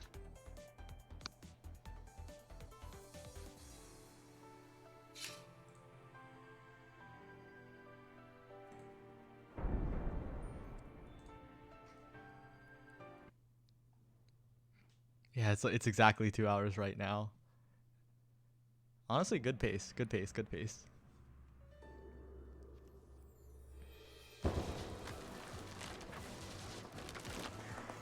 All right, Zale on Frost.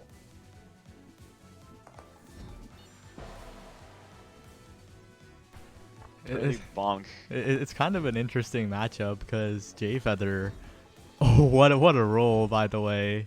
That was a stylish roll, but Jayfeather, former Frost player, kind of still currently a Frost player, but not this tournament. Maybe not in the future as well. So it's interesting to see how Zale will do, despite Zale being perhaps one of the OG Frost players along with A Inverse. Well, I do think that Jayfeather is a very momentum-based player, so getting hit is going to hurt him a lot, but getting hits like this, especially back-to-back, is really going to pump him up. Oh, my the triple! Gosh, hitting twice with the same basic. It's 3 in a row. I'm sure we'll see this reflected in Jayfeather's dodging. He's got to be feeling so confident right now. Oh, he's the wiggle. He's feeling himself. Jayfeather, I think, has this card under lock.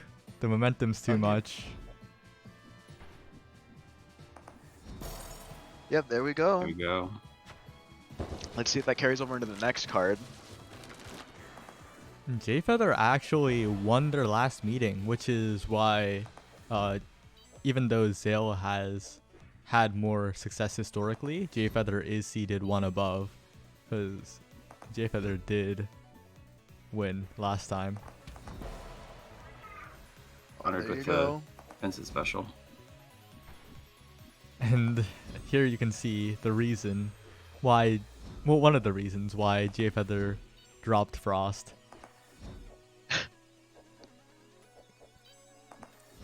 Gosh, this certainly is a contrast in the last game, isn't it?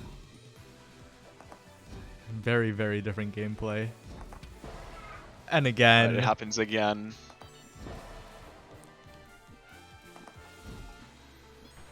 Jayfeather trying to make Zale realize why Stunwave is such a bad move. I'm surprised Zale is going for it so often too. Maybe Well, refraining now. There might be some strategy in it. If you can hit the resident Stunwave hater with Stunwave, it might do some mental damage. True, and maybe if you avoid the parry, you can start proving the point. Oh! Oh my gosh, But again. it's not happening. So close. He's just, well, every single time he goes in for that stun wave, he does defensive, wide defensive, basic, just really in quick succession. It's just like, something hit him, please. Just make his stun useless. That basic, such a funny tool against stun wave. It just continues to exist. Well, Hot there you edge go. of shotgun.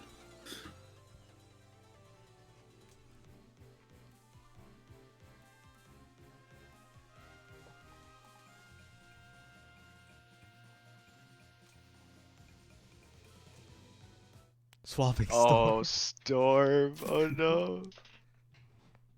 Jayfeather was complaining earlier about how bad the Depth Storm matchup is. You know, I wonder if game 3 Jayfeather swaps to Lich. Because Jayfeather has a bit of a Lich. He does have a Lich, but he also talks about Storm Frost being the best matchup for Frost. But does Jayfeather want to play Frost? Like, Jayfeather... this isn't a qualification game. There are not enough stakes, I think, for Jfeather to want to play Frost. I think he just doesn't want to get screwed by Stun Wave, which he can avoid doing in the Frost Storm matchup. Hmm. You make a very good point. Very quick hits in succession by Zale, though. Yeah, you can see this is where the momentum shift is happening, not in Jfeather's favor. You know, could be viewed as slightly positive. If you're getting out of the losing matches quicker, you can build up your momentum faster. Or maybe even win.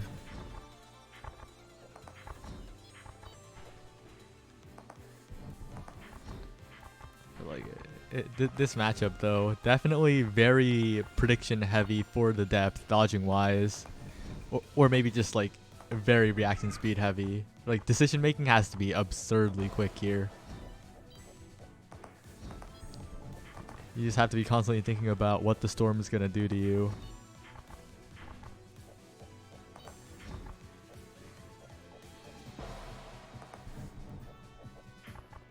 But Jfeather not doing so bad in this card. No, I think it's gonna be good for him. Maybe if he has a decent performance going into round 3, he'll be able to clutch it out there. Oh, bad shotgun saved by Zale pressing the basic button a bit too early, buffering it even. Zale definitely could have gotten some kind of clone melee punish. Still gets a hit. Zale doing a lot of that, just holding to try and block off space.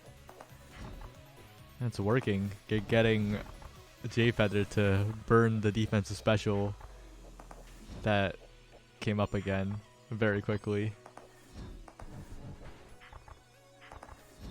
Now it's the walls closing though. Those charge bases are going to get super scary, but so are the whirlpools. We're going to come down to the wire. Ooh, shotgun. He gets another hit. Oh no, Zale stays in. No. Oh. Ah, the wide. The wide. Let's go, a bot advertising best followers. It's on Mountain viewers too. Competing with our magical mountain. I can't believe this.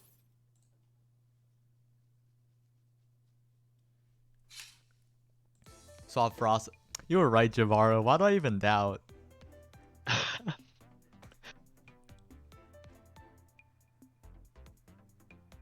Hey, I may be a washed M&S player, but I still know the game. Oh, fun fact. This is the first tournament in which Jahvaro has placed outside of top 8. And Like I said, washed. And Jahvaro has only attended majors. Really? Yeah. I don't think so. I've attended like some average size events. I don't think you've ever entered like tiny events. That's because there's no tiny events. There are if you look for them.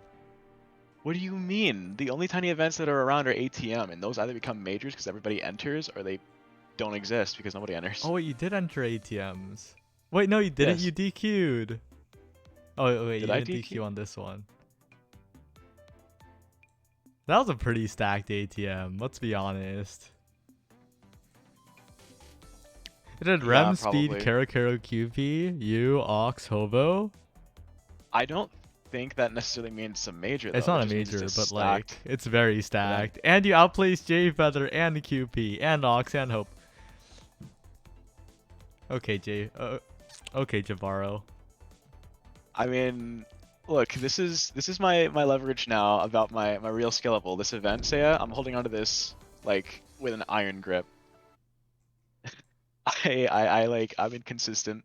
It's finally real. All right, now with another character switch, we'll see how it goes.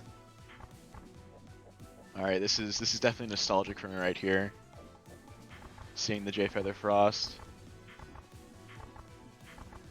Now, a big thing to take note of is Zale can't really switch to Frost here because he has to declare swap first, which gives Jfeather counter pick. Definitely doesn't want that. Takes the lead here, though. He's not putting down a lot of. He's not walling him out, and I think that's what Jfeather wants, is to be walled out when fighting Storm. So I think this might be a little out of the comfort zone for Jfeather.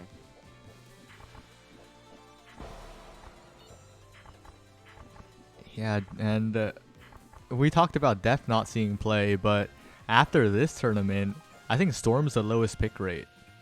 Tied, at least. Because... Maguka, or I mean, not Maguka, Worm. Worm hasn't Oh played yeah, I yet. haven't seen Worm yet. Oh, well, yeah. Of the characters that are picked, Storm is the lowest pick rate, but there are some characters that just have not been picked yet. That's true. What happened to Worm? I mean, I thought Maguka was gonna be the Worm representation. Yeah, but Maguka did say they were not playing Worm, or said that they were gonna mirror certain matches, Red Hood-ish, kinda. Yeah, Red Hood. Worm Wide got nerfed. Worm why did?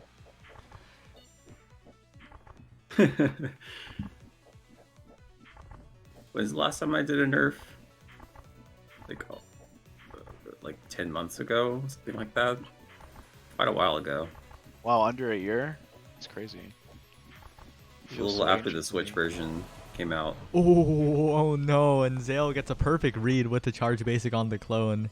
Jfeather's movement being completely trapped. Managed to avoid it this time, but Zale going for the style. Just over and over, going for those melee hits, dancing around the focus basic. Yeah, a bit of glitch style. Alt runs right into the wide. And speaking of glitch, apparently there was an AOS 2 doubles tournament, so they couldn't attend this qualifier. But Zale playing Storm, it's like we see a little bit of that.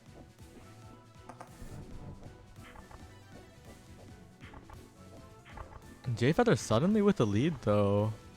Well, definitely needs to take this card.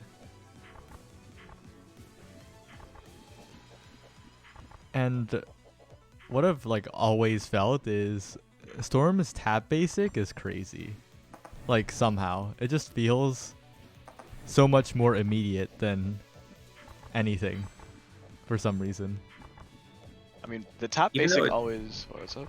Oh, even though it does have a pretty long wind-up time, when compared to a lot of other things, it's just maybe like the combination of it being a fairly large bullet versus this kind of shortish wind-up time. It's like 500 milliseconds or so, I think. Its wind-up time is definitely sizable, but it always feels like it's what catches people out, and Jfeather finds a beautiful Jfeather stun uses wave. a stun wave. But Oh, he gets hit. its last hit. Zale with a card to spare though.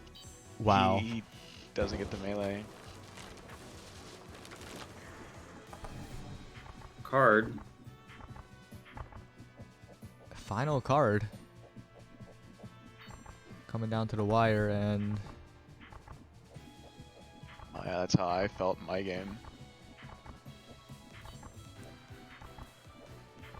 Zale just looking for a hit to start things off. Oh, catches Jfeather sleeping focus basicing a little too much. And Zale is just constantly basicing, widing, just looking for another opportunity to get in there. Jfeather trying to catch movement, widing a bit when Zale is near, but not able to get anything concrete, just hoping Zale runs into something or hoping for a mistake to catch out.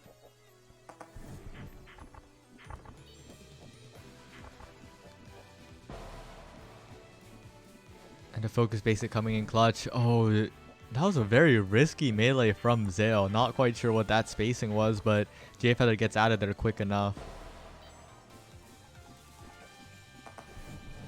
And Jfeather burning the roll. The roll cooldown low, but with Storm's speed, Storm can get a bunch of approaches at you in the time of that roll. Especially with a bit of a delayed What happened hit. there? That was yeah, strange. he got hit by the basic, but it just didn't register for a second. But no spectator glitch, sad. And Zale just trying to walk J-Feather down a little bit, but J-Feather getting through, getting Zale with the focus basic. And J-Feather could just turn this around completely here.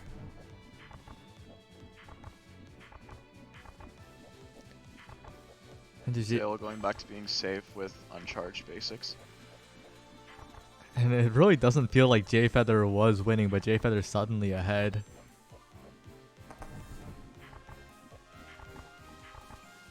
What are just starting to close in. Looks like Zale might be waiting for that. Oh, really good Oh, micro dodge. He's getting Just so close zooming to around. Frost. Ah, Oh, he gets hit. Very close to getting the melee though. You even see the melee happening on the screen, but he just gets hit by the basic at the last second. Well, J-Feather moves on up. J-Feather continuing Zale the win is- streak. Qualified.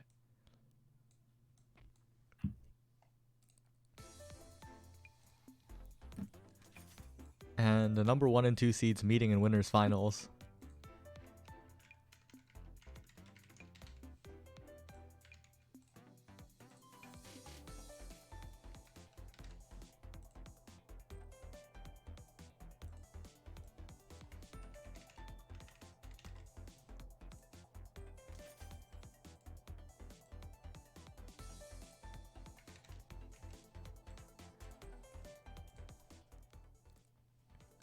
Did the required person win for you to return?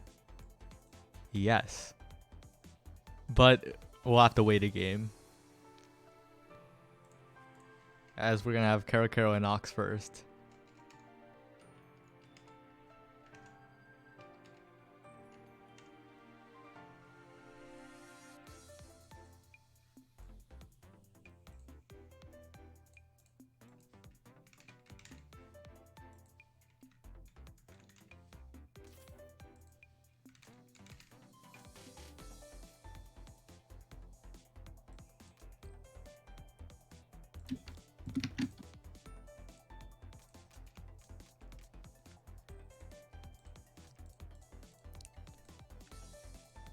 Bit of a classic matchup here we have here.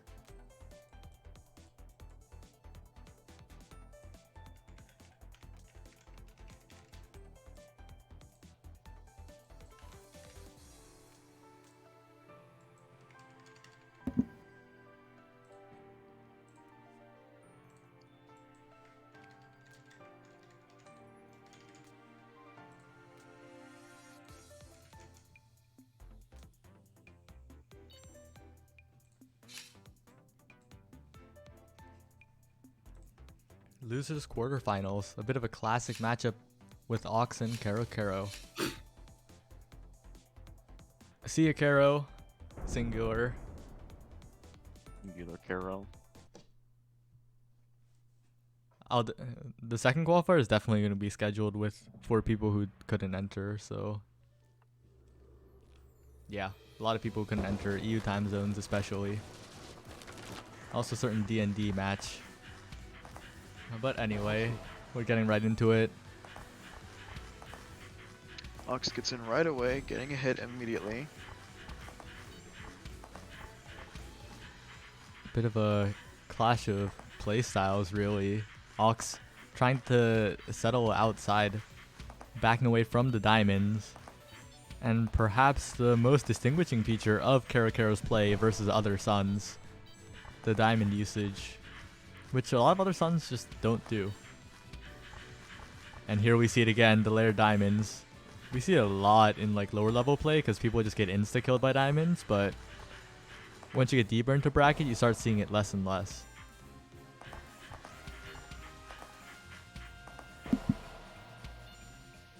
But Ox, an explosive start. Yeah, Ox channeling his hatred for entering this event into his gameplay right here.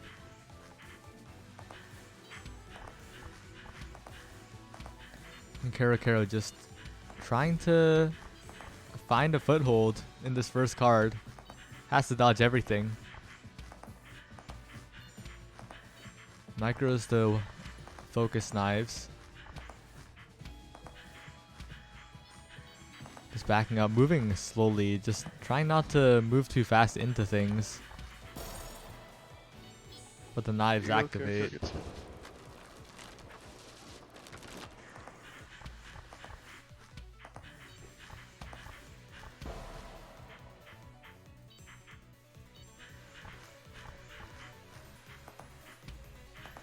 Ox once again backing away with a lead.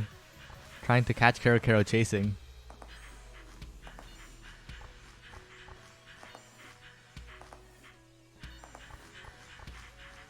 Karakaro just putting out a diamond wall to buy a bit of space and actually gets a hit with it this time. Ox not pressing the vanish key. And the diamond walls come out again. You have to think Ox is going to vanish, and there it is. And just as I thought Ox was going to get caught greeting by the Dispel, the edge of it, Karakaro is the one that instead gets hit. And so a bit of time off Dispel, Ox hesitates inside the diamond spawn and gets caught up. Well, now Ox is starting to block and everything. Looks like it's changing. Yeah, but 2-1's always winnable. Well, any amount is winnable, but not here. Not today. Not at this moment. I wouldn't say 2-0 is winnable, no. That's true.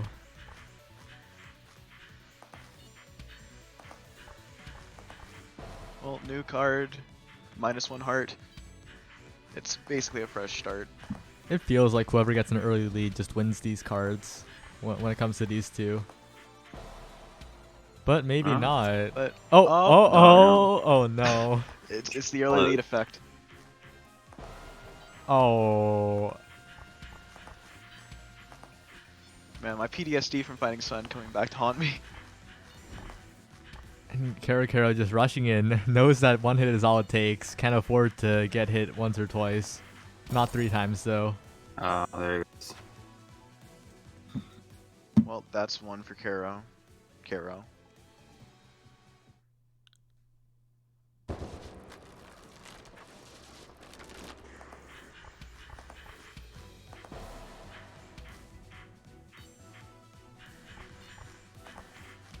And Ox just going back to the playstyle of backing away. You know, I always joke that retreating basic is the Ox special, even though, like, everyone does it. But, like, it just hits different when Ox steps back slowly while firing a basic, and it hits. But as I say that, it's even 2-2. Lots of people walking backwards into bullets, whether they be wides or diamonds or what. Yeah, definitely a big departure from Frost Storm, for example, where literally nothing lingers. I guess the walls, but like nothing really like lingers. Meanwhile, we have a lot of slow-moving stationary, etc. here.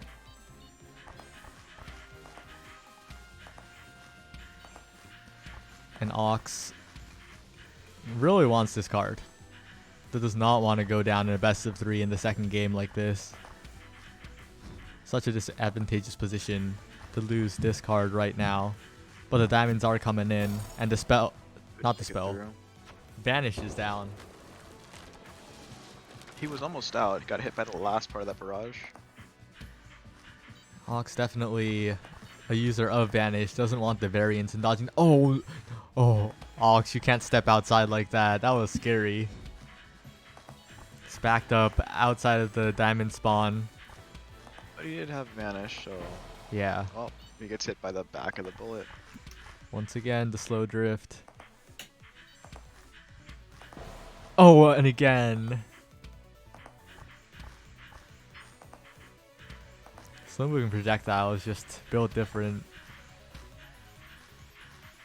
Now, It's time for the Rain of Sun. yep. The Karakara Classic even.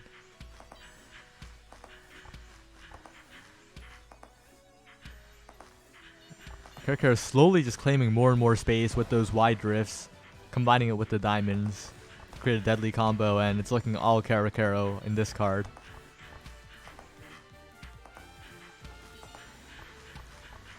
Penguino's Alright. solo cheering for Ox, but it's looking pretty hopeless with this one heart. No, Ox is he's not gonna cringe out. He can't let that happen to himself. Oh my gosh, that was a close one. Yeah, really good duck in and out. Okay. Wait, winnable That's for two. Ox? Oh, as long as he doesn't back into a wide. Ox is It's always winnable. Ox is moving in, not getting caught by the diamonds. Oh, but the diamonds, the greatest foe. Okay, survive them. But the spell is up, stalling it out even more. Using Vanish. Oh, and Karakura More gets past. defensive. Oh, Ah. there he goes. He gets hit. We do not see the classic M&S fashion of losing the 4-1 lead. Eric Hero goes against the stream.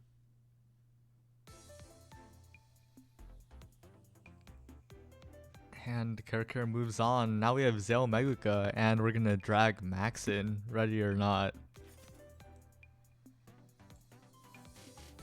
Oh. Boy, Max. Hello. Oh, okay. Hello.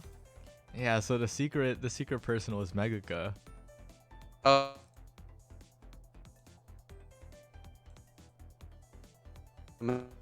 Oh, you're cutting out a little bit. Yeah. Better. Yes. Yeah. So why Megaka out of curiosity? Cause that's who you played. Yes, I did play Megaka. Megaka played really well in that set. Alright, so who's their opponent? Zale. Yeah, it's a bit of a big one here. Alright. Yeah, I've not seen Zale play all that much, but the J Feather Zale set was crazy. It was a really good set.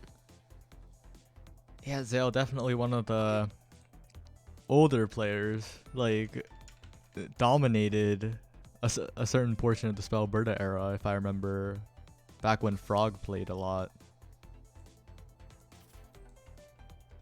Yeah, the Storm that Zale was playing is so different because I've mainly know Storm from QP. I played QP a whole bunch the last few days. Zale and QP don't play anything alike on Storm. Yeah, so Storm also definitely a character that has a lot of expression. Like that's straight up. Like you can do a lot of different things strategy wise. That's not as apparent on certain other characters. Yeah, I've thought about learning Storm as my next character. But Storm is also very mentally exhausting to play, so I'm not sure. Alright, here goes the match. Meguka's staying loyal to Red Hood right now, specifically Green Hood actually. Now, I haven't seen Megaka play any other characters yet. Well, it's working out so far. Maybe. Yeah, this is probably a bonk-prone matchup for Storm. Although maybe Zale's just too good for that. You know, red wide doesn't discriminate based on skill. It's always there. And Zale taking it fast and furious. Speed running, either a winner or loss, both players at one heart.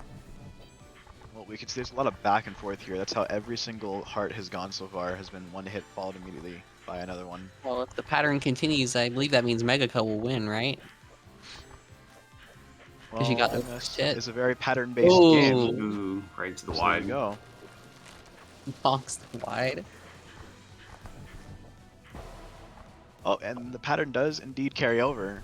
You've got the hit of the last game, so which gets the first here. No way, the entire game goes like this.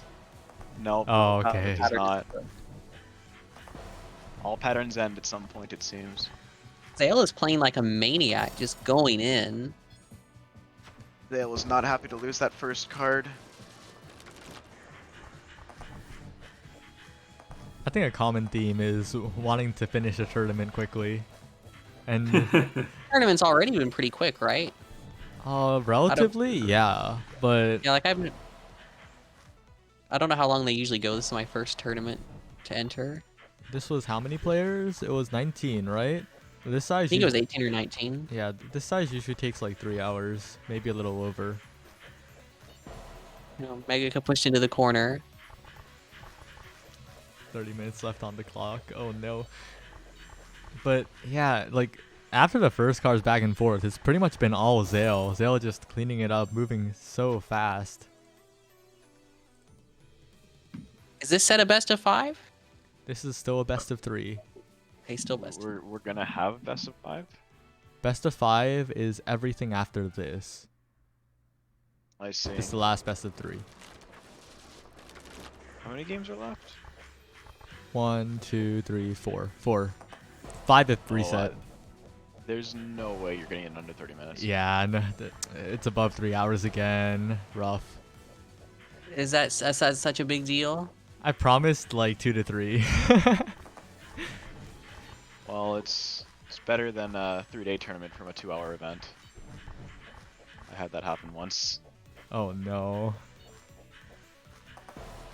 It's a story I Yeah. will not be telling on stream. Zale's just doing lots of melees, lots of just running circles and wide. It looks so hard to deal with. He's glitching it. It's reminding me a lot of how, yeah, Glitch and Minkle. Minkle plays like this too, at least against me. Alright, real quick. If you're in chat, y'all in BC too, type who you think is gonna get the next hit. Not that hit, the next hit. Zale, There you go. I was right. I can't believe it. Well, Okay, so is there that you it? go. Oh, that was a fast set. Yeah, that looked really scary to play against. I'm glad I did not have to fight Zale.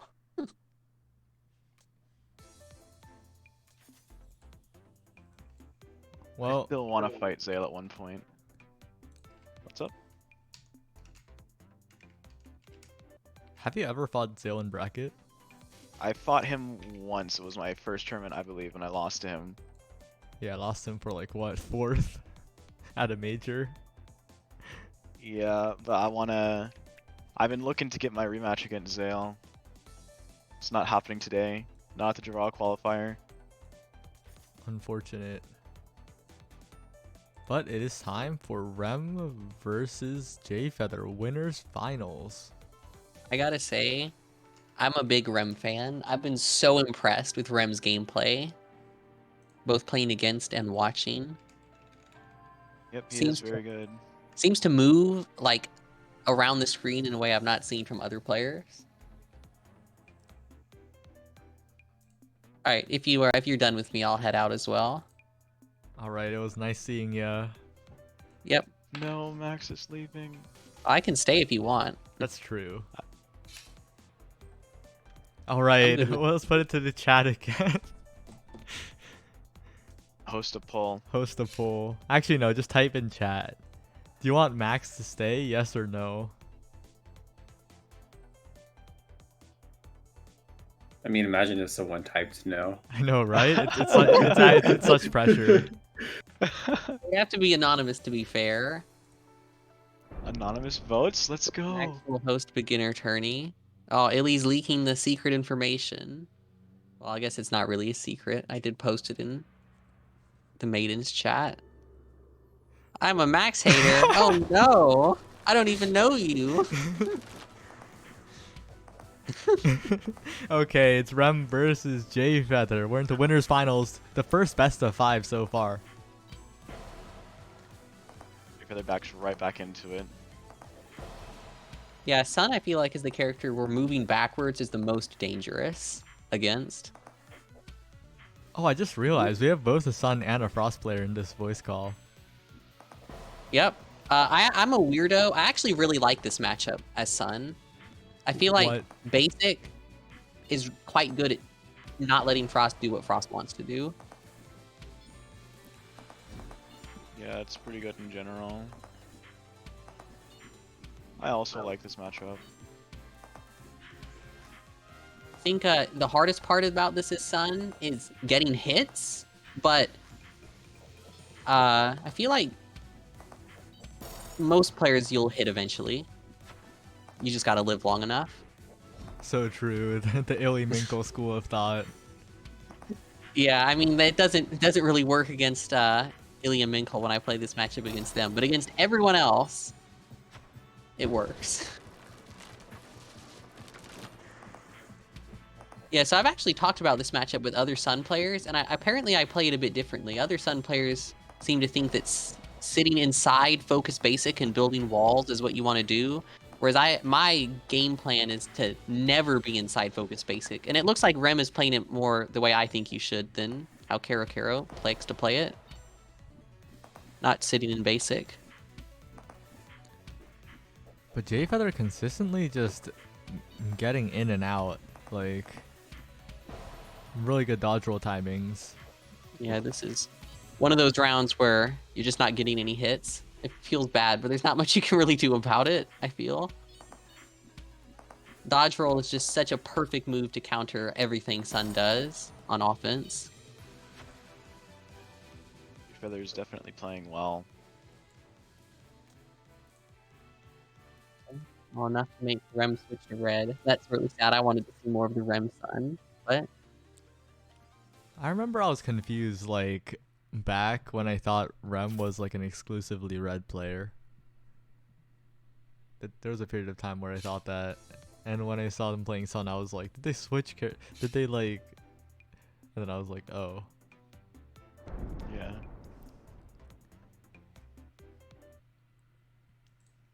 Jfeather's staying. oh, is Jfeather? I guess Jfeather could have gone red for this, huh? Or not red depth. Yeah. He did win the last game, so he didn't really. If he counterpicked, it wouldn't have been fair. So I guess that's why he stayed. Well, he could swap first and see what happens. Yeah, who swapped? Oh, yeah, I guess. Well, no, Jfeather- but Rem announced the swap first. Oh, okay. Yeah, Oh, then yeah. Jfeather's locked in. Yeah, it's Oh, actually a that's kinda- strat. BM, you should need to give your opponent time. Oh, Well, I guess it's also like a necessity because a lot of people don't announce if they're staying. everyone I played against did. Well, that's Maybe I just played because- against some good humans. Yeah. Some law-abiding people.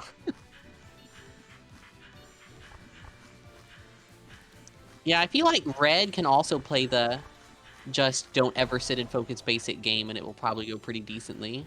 But I'm not too experienced with either of these characters in this matchup. How do you feel about this, Jahvaro? Can red just kind of not be in Basic? I can't believe the Kate's son. Jahvaro pressed wide twice instead of basic. Jahvaro, huh? Sorry, Jfeather. It's literally, man. Yeah, I know the expectation was I would be in top 4, Seiya. I'm hallucinating. I know we're all crying at my placement. Okay, Jfeather gets it this time. Did I tie with you, Jahvaro, or did I lose one round sooner? I think I tied with you. You probably tied. Tied. I don't know. Anyway, to answer the question, like, as long as Frost isn't rushing you down, you can sit and focus basic. You have the advantage. Like, red has the advantage when it comes to bullet battles. Really? Okay. There's Would just have more projectiles constantly. I mean, Frost has roll, but if you're never ever approaching, then all red has to do is dodge focus basic, and that's not hard at long Yeah, distance. So Frost has to go in this matchup. Frost can. I hear that that's generally more advantageous, but I also hear that a lot of people say that Frost is generally advantaged, just because they dodge forever, and then walls will force them close. Yeah. I think like historical matchup lore for this is like Frog versus Zale, ironically. And I think Frog came out on top mostly, especially like character matchup wise.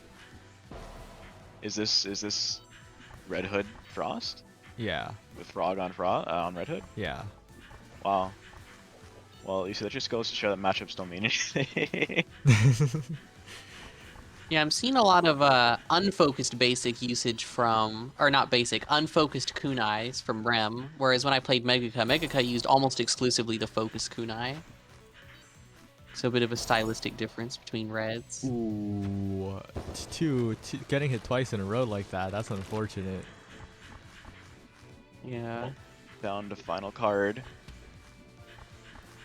There's still Both use the defensives. There's still more games left to play though, so Rem doesn't need to feel especially hurried, but being down 2-0 is a bit of pressure. Yeah. 2-0. It's only one game that Ren lost. No, like after it, if they Oh, lose you this. mean if they Yeah. lose this one? Okay. I believe in Rem. Rem can do it. Very, very doable. Also Rem very did doable for Jay give Feather. me matchup notes yesterday, so very appreciative for that. Oh no, Jay Oh, Feather man. stands still. Well, I guess Sunwave. He's just unbound Sunwave now. Yeah, Jay Feather in the voice call was Oh, definitely there we go. definitely Yes, again. complaining about Stun Wave just a few minutes ago. Needs to make sure there's no knives around. Easier said than done though, as Rem takes the second game, and we might see a Jay Feather switch. Possibly. Well, Rem has to announce first, That's true. and I think Jay Feather would be very dependent on what he's gonna pick based off of what Rem picks. Okay, so Jay Feather decides to, or no, that may be staying from the last round. Was that message? That is staying from the last round. Okay, yeah, I guess it. They're gonna Yeah. go back. Jay Feather is waiting. Oh, that's a late saying. I wonder if Jay Feather will go depth. I'm sure it's gonna be a depth. So, Yeah. yep. Oh, there we go.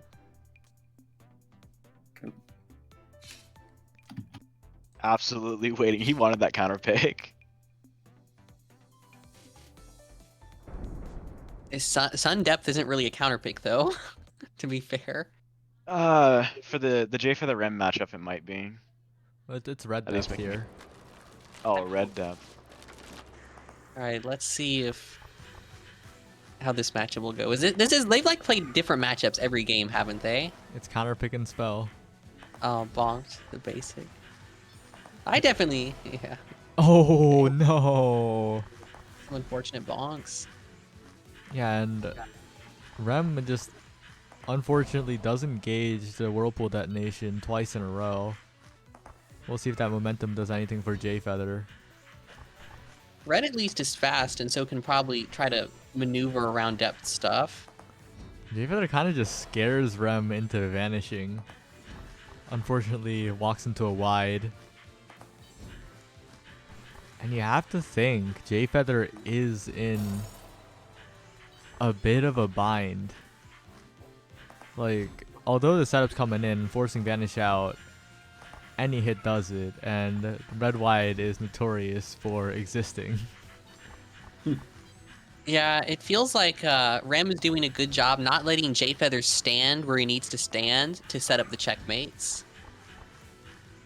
Yeah, and also, Rem's like, even though we saw those early bonks, Rem's maneuvering much better now around Jay Feather's pressure. Takes the card. So this will not be the last game if it's best of 5. So Jay Yep. Feather will have another chance even if he loses. Oh, Ooh, perfect clutch. vanish. And Jay Feather caught along the bottom wall, and oh no. Not a good spot to be in. Rem can just back away from the shotgun and the pressure just disappears. Oh, runs through. Yeah, really good recognition to just walk through casually. Gets saved by that hit. Jay Feather would have gone that hit there. Alright, well the walls are getting a bit smaller. Definitely that's good for Jay Feather. But Rem's just so far ahead right now and has just a massive mental advantage. Oh, Tapped by it. You can't gauge the size of depth shots, it seems. That one, he walked right back into it after it had already exploded. At least if I'm not sure about lag, maybe not. I feel like that's understandable though, because deaf players few and far between, especially at a high level. But Jay Feather recently, Yeah, so they say, but I think a good number of the new players play depth. thankfully. It seems to be a common thing. I see a lot of new players play depth. Yeah, like River Sand plays depth. I think I may be wrong about this, but I think Obby also plays depth. Really? Oh, that's unfortunate. We couldn't get any of those games on stream. Well, River Sand is a dual main, also plays Arcanist, so his matches may not have necessarily been. depth. Arkin I is get depth. it. We're getting a lot of depth representation this tournament, I think. Yeah, we saw the river sand. Who's River on stream against? QP. Oh yeah. Oh yeah, that matchup was really rough, I bet. With all the lag and plus it's just Depth Storm. Also, dual maining depth and arc kind of reminds me of Bubbles, unless I'm misremembering and it was someone else. Whatever. Well, from Oh, what I no. remember, River says that they feel that Depth and Arc feel similar, but Depth is better at pushing people away at melee range, so we'll go to Depth when feeling threatened in melee. Though, you know, there may be more too, but that's what I've heard River say before. Depth does have much better like immediate deterrent tools. Both characters not the greatest at that sort of thing, but Arc especially kind of requires you to think a few steps ahead. I feel like Depth is the best melee character. Like, all 4 of Depth's moves are pretty good at close range. But the problem is they're super laggy. Yeah. I suppose they are. At least when I play against Depth this Sun, I feel like Depth is the only character I will never, ever hug. Ever. Every other character feels like it's good at least some of the time, but never Depth. I can definitely feel like you'd want to be close to depth when you can feel the shotgun coming in, and if you happen to be able to get close the distance, it's useful there. The dead zone is way farther back than you think. It seems like you can never get far enough inside. I don't know, maybe it just works out for me then, I don't know. Yeah, it feels like hugging in for shotgun does happen quite a lot though. Maybe you have to look into it more. Yeah, Rem's been playing good this game too. Yeah, and Jfeather just needs to find a foothold because he's basically been in a free fall for these past 2 games. Just Rem's momentum consistently building. I use momentum too much, but it's just basically Rem's just playing the game and Jfeather's not able to. Yeah, I think the maneuverability from Rem is really helping to avoid the checkmates. And also, like, it feels like Rem has just adapted over the course of the past 2 games, just feeling out the ranges enough to become familiar with them. Yeah. Another thing is that basic that just was fired, that's the first basic in a long time that was actually at a favorable angle. All the other ones have been going really vertical or really close to the wall. So Rem probably intentionally redirecting those basics. Yeah, like, look at that one. That one's not very useful. I feel like Cat's cooldown really come in handy for Jfeather. Oh, but he gets hit by the edge wide, or basic. So I believe that was game 3, right? Or was Yup. that, oh no, that was the game end. 4, game 4, game Okay. 4. That was game 4, Good and it's over. games. Rem wins it. Jfeather is qualified.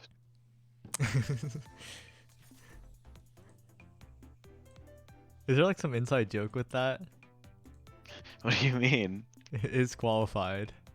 I mean, it's the qualifier, and they're in, so they qualified. Yeah, but they're not even knocked out yet. Oh really? Oh yeah, it's winners. Yeah. That was winner. Well, I don't know. Okay, Gotta say now something dramatic. we've got Zale versus Karakara. I'm really curious to see. I hope Zale goes Storm. I want to see that matchup. I want to see how Karakara deals with the maniac aggressive Storm. There's no guarantee that Zale will play Storm though. Yeah, I know. Probably will go Frost, right, in the Sun matchup. That's what I'm expecting. Karakara did outrun the ping. Outrun the ping? The Discord ping for calling matches. Karakara was here first. It's just too good. Just outplayed. Alright. I finally remembered. Alright. Everyone in chat, who do you think is gonna win? This is a new channel, so there are no channel point predictions, but type in chat before the game starts. I feel like Zale probably will win. Gotta leave it in writing so you can't change it after. I want Karakara to make it. Yeah, I have said before, I like to see people who play the game win, but Zale I feel plays like the game. when the Kinda, last not time y'all really. played the game?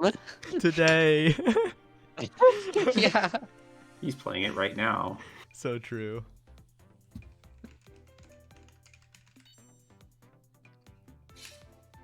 Is there any chance Carol you think will go Arcanist if he loses? I think, If yeah, he's fighting Frost, maybe. there definitely is a chance it might be Frost right off the bat. Let's see what matchup we're getting. Sorry, Yeah. why did I say Frost? Arcanist right off the bat. But it isn't, so damn, guess I was wrong.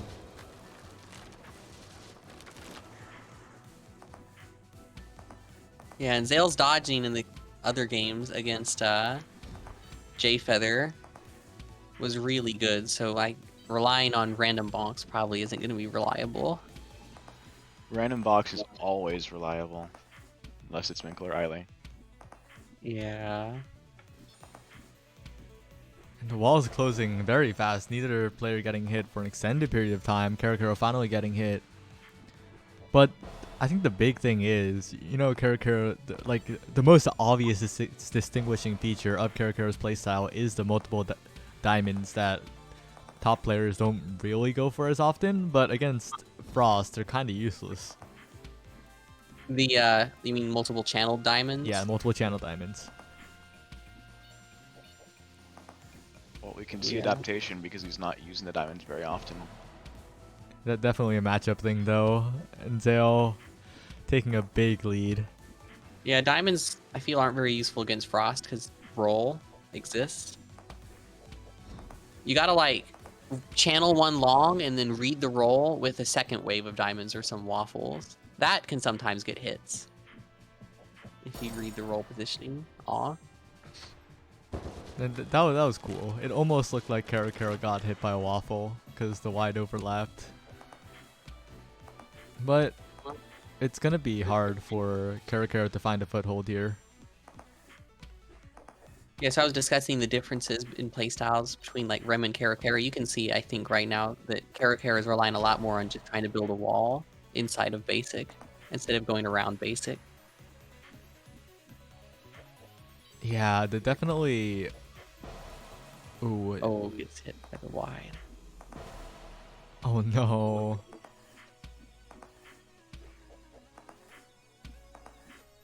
Now, Karakuro just has to figure out a way to create space, but also get close enough for setup. And against Frost, that's a tall task. Yeah. Especially when Stun Wave is up, it's really risky to go in against Frost. You have to, like, be ready to dispel at a moment's notice. Really or just good. hope they get hit by basic. Really good tap diamond to maneuver, though. Also coincidentally hit Zale moving out. So Karakuro is holding a lead here that vanishes, but still one hit. Could go either way. Nope. Alright, game one to Zale.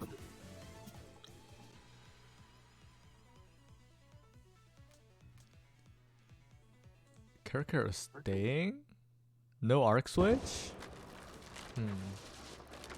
It's not. I wouldn't say it's incredibly surprising or like. It's not. I don't know. There is a I mean- 50-50 in my mind. From my understanding, Arcanist isn't even really that good against Frost. I'm just Guess he used. just- I'm just really used to Karakuro switching, like after a loss like that. Part 2 was pretty close. That one was last hit. Yeah, card 2 definitely went down to the wire, but oh, that's so unfortunate. Karakuro almost had that hit too. Oh, Oh. stun. Yeah. Tried to get the basic out, but didn't do the trick.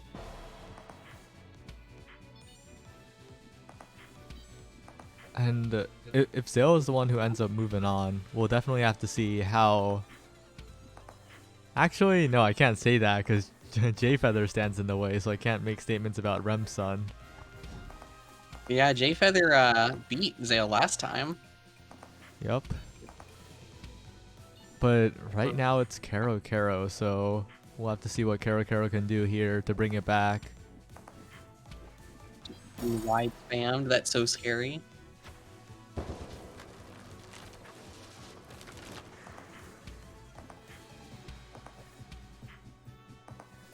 How many viewers do we have right now? 22, not bad, not bad. Yeah, and unfortunately, Karakara going down once again. Just not at an advantage. Can't really find one. Yeah, Zale's just not getting hit. Doing a good job at dodging. And also the way that Zale's maneuvering is scattering these wides a lot. Like, whether on purpose or not, like the wides aren't really forming any sort of like cohesive, I guess, barrier.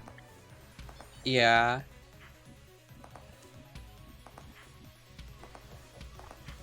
A lot of tap white. Ooh, the roll. And that was fantastic from Zale, not falling to the same, I guess. Oh well, Oh, He tried it. countered. Oh, oh no. no. Zale getting hit. Maybe Karakara will steal this round after all. Like I said, bonks.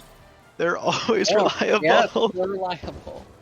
I feel like as Sun against Frost, what you want to do sometimes is make yourself look vulnerable, so Frost goes in, but then like focus basic or tap diamonds. Oh, Zale bonks again.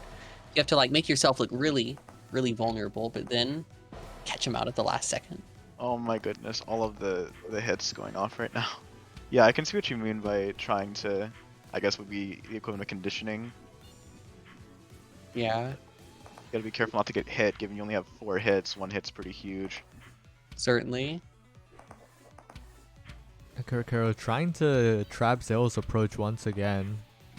So another thing I look for in this matchup is, yeah, if Frost ever rolls, immediately Diamond, because maybe this is just like maybe Zale's too good for this, but I find a lot of players that play Frost are not that good at dodging diamonds because they have the privilege to roll through it most of the time.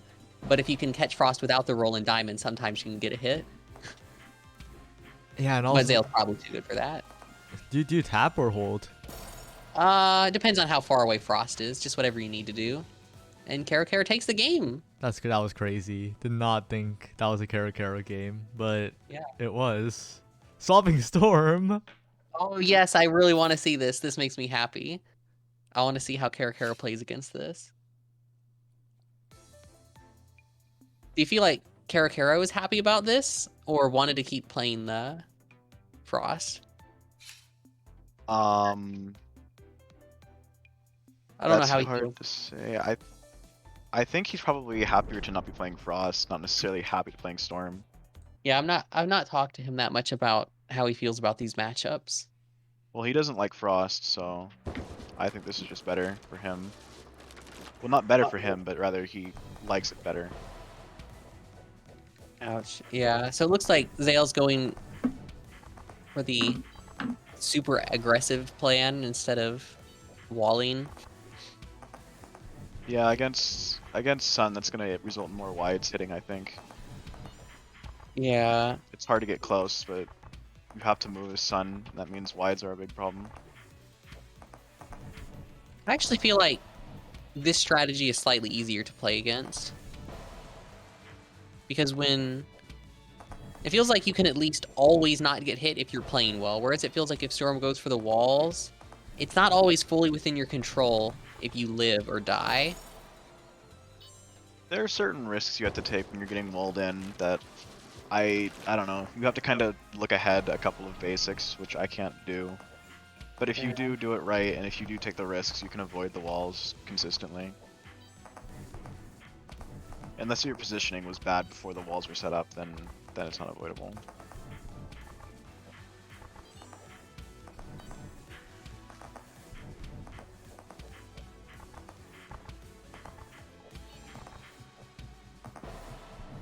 Oh, it gets hit by the basic.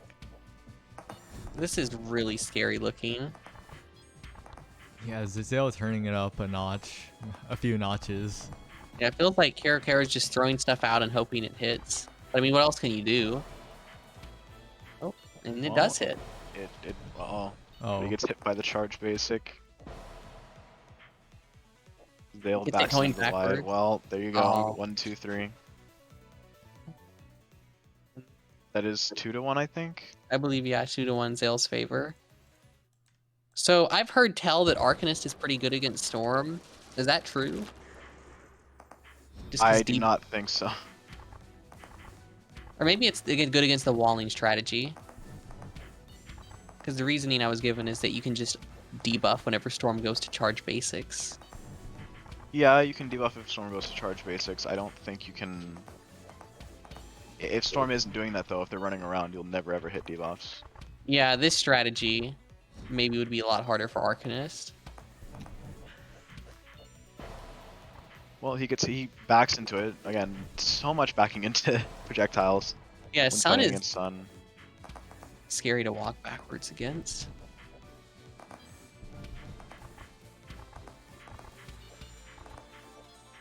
Kara trying to take a more central position.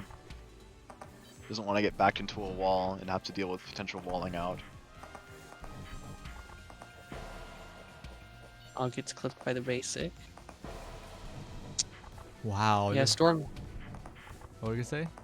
I was gonna say Storm is so good at getting like those double hits, just running up and charging basic after you get hit to try to score a second hit.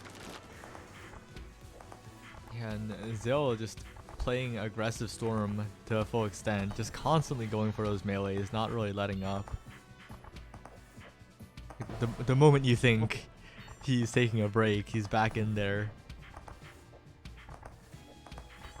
Yeah, this looks terrifying. Yeah, I don't know what leads to the aggressive Storm play. But I mean, I it's gonna be- feel oh, like there you go. more diamonds is just like probably good because you're at least giving more chances for Zale to make a mistake if you do that, right? But I We'll guess have to be careful with diamonds. I guess the reasoning is that you kind of need tap diamonds to like kind of speed out. But the problem is Storm could also like flash step, like mini flash step through diamonds anyway. Yeah, I feel like tap diamondsing against aggressive Storm is really dangerous because you just might hit wide. You could hit wide, but if you try and use diamonds to zone Storm, Storm just flash steps in, and now you don't have diamonds to defend yourself. Yeah, you like have to wait for Storm to be forced to flash step before you can really do it. Well, it's a one heart game on each side. Although you feel a lot more pressure for Kara given this is last chance. Ooh, gets out of the melee. Oh, gets out of the second melee. Yeah, he's just narrowly avoiding it. He's trying to throw out some projectiles, hoping that Zale bonks on them. Oh, Zil I guess almost you got could hit spell like trap Storm. Zil almost got hit like 3 separate times during that interaction, just micro dodged out of all of them. Yeah, both players live in a while. Walls are getting close now. Oh, Kara scores it. nice. Yeah, those walls, when it gets too small, Storm versus Sun, it just gets worse the smaller the walls get, I feel. Oh, nice. Gets the first hit. Well, Zale double backs into him. Wow, falling asleep to this Storm gameplay, Jahvaro. Oh, I'm always falling asleep. Hi, always falling asleep. Anyway, Kara with a lead somehow, might be able to just randomly claw this back like before. I mean, Storm's probably the most bonk-prone character, so just gotta very volatile, both in the hope success. Storm messes up. And wow. Oh, dodge the melee. Gets a hit. Nice. Oh, and I've seen... Yeah, sorry. I was just gonna say, like, Kara's diamondsing maybe has the stream open, heard Max. I feel like something I've seen players do, and I've tried this a bit myself against QP. Oh, nice. Kara takes the game with the tap diamonds. Excellent. Is I've seen play where you sit on top of the clone the whole game. Switching And worm? you just... It's a Yeah, and what- strange switch. Wait, sitting on the clone the Getting whole some more game? representation though, finally. True. Yeah, I've tried this. It's like really volatile, but if you're losing, it can help because if you sit on clone, as long as you don't slow yourself down much and react whenever Storm basics, you basically don't have to worry about the clone at all. It's an extremely high risk strategy, but if you pull it off, clone basically doesn't exist. Damn. Walk up in basic. We haven't really Opener. seen any worm, have we? This Yep. tournament? No, this is the first time Worm's coming out. It's making a good showcase. Yeah, Caro actually played this matchup a bit with Illy, I believe, yesterday or the day before. It was experimenting with some new strategies. I'll let you know if we see any of the stuff he was working on. Oh, and Zale, 2 consecutive bonks into just the pancakes. Oh, And now a waffle. Zale being yeah. fed right now. Still not really going for any Novi fires yet. Oh, and there's Defensive? one A defensively. defensive one. It's really the duality of Worm, right? Like, you have amazing offensive pressure, but you also don't have any defensive tools, really. Yeah. Ooh. I feel like the best way to determine how good Worm is doing in this matchup is if she's primarily walking forward or walking backwards. It's like how much fear have you put in the heart of the Worm player? Has the Novi Fire there. Man, just get out. Not fully out, but like, I'm surprised Zale was able to get out of that particular predicament, walking out of the spell and the Novi firing. Bonking wides. That should be a hit, right? Oh, just barely not. Nope, but bonks. Wasn't that also a balance change? Like, Worm gets out of Novi Fire faster? Well, I have no idea think what the balance changes were. Her invincibility lasts until she's able to move a little bit. It's a balance change. Oh, okay.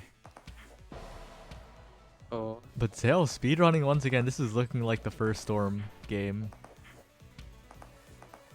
Caro. Caro just needs one hit. Oh, I would have dispelled there, brave man. All right, and it looks like Zale takes it. Well played by both sides, though, for sure. Zale never rests. That was crazy. Like, it didn't feel like Caro was in it until the windscreen popped up. And it popped up twice. Yeah, just kind of one out of nowhere, it felt like. But managed to win 2 games. All right, now Zale against Jfeather, the rematch.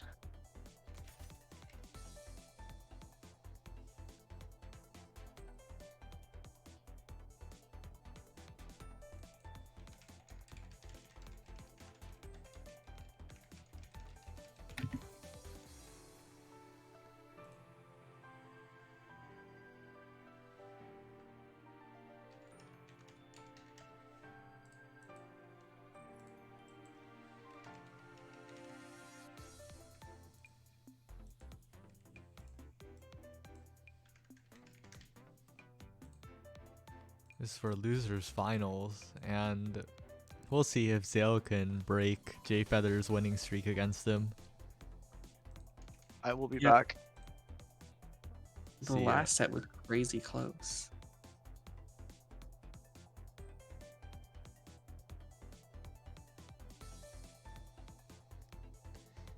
Oh, and we've hit the 3-hour mark. That's unfortunate. We're so Well, are any of the close. players still in, needing it to end? I don't think any of them urgently needed to end, thankfully. It's so hard to run a MNS tournament quickly, is it? Oh. Well, any tournament Yeah. for that matter. Yeah, it's hard in general. Like the tournament I ran, it was hard to even get the players to play the matches in the right times and not just play matches that you wanted streamed and wait for matches you didn't want streamed.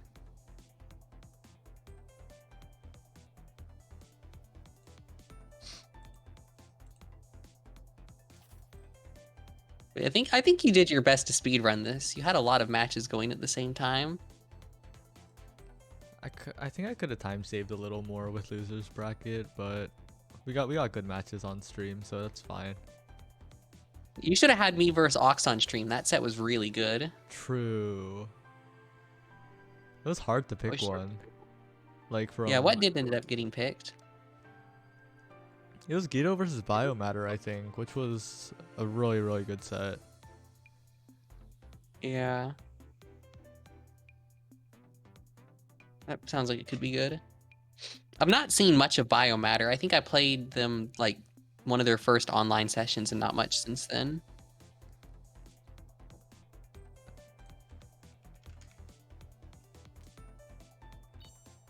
That's so unfortunate, though. Oh my. Biomatter had a 3-game best of 3 with Guido, and then dropped down to losers to face Hobo. Ouch. Wait, who did Hopo lose to? Oh, Megaco. Okay. Yeah. That feels like it shouldn't be that far back in the losers for bracket.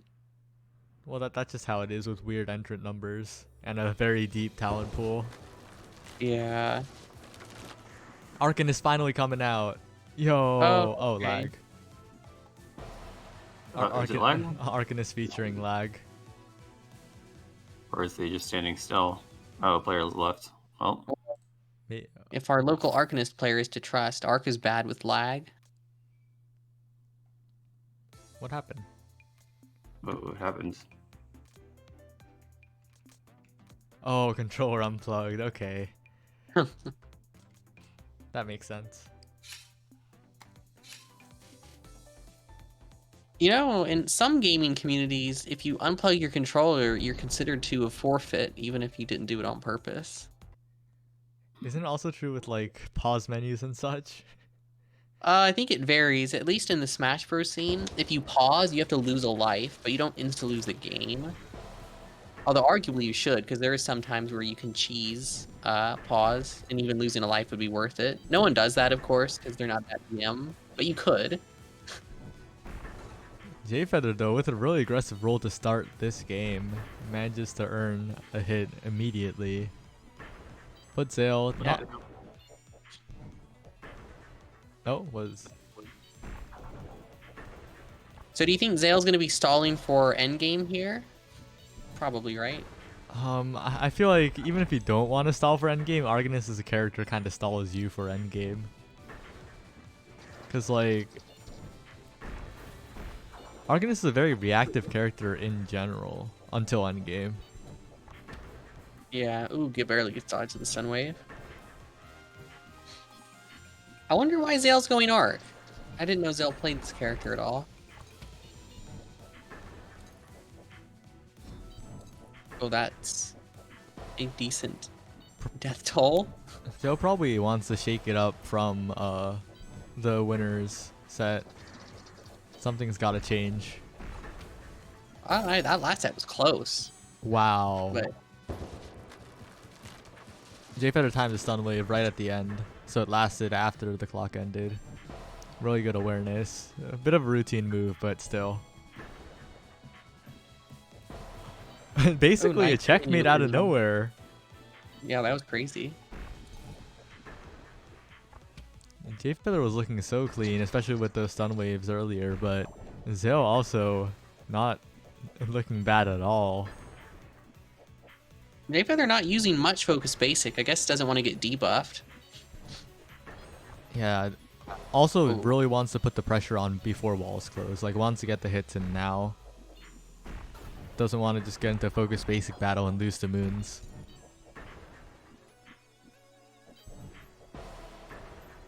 But might not even lose to Moons with that level of health. Oh. All the debuffs.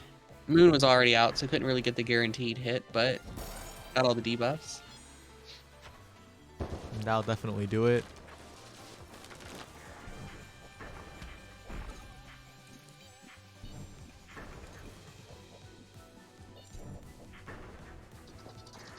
Oh, barely missing the clock. And a trade coming out for both players. I've never actually seen this before. What happens if you trade and both players are on one heart? I think No. What's it? Oh, actually, I don't know what happens. I think I programmed some sort of thing for it. I just don't remember what it was. You know what would be really funny if it happened like this card.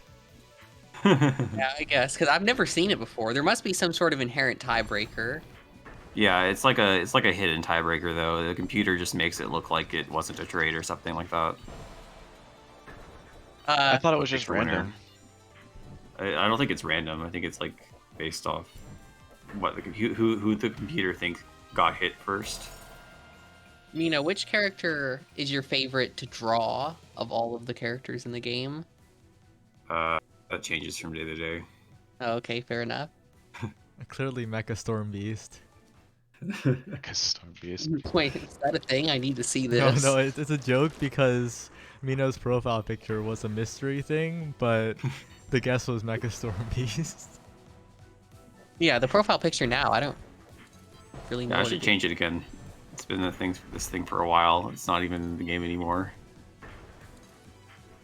But Zale, once again, looking very clean. Like, 2 hits immediately on Frost as the Arc. Crazy. Yeah. Oh, Wow. nice claw. Zale was completely ready for that roll. Like, Soul Red J Feather. Yeah, being debuffed as Frost seems rough, because Confused just means you can't really attack, but as I say that, hits with wide.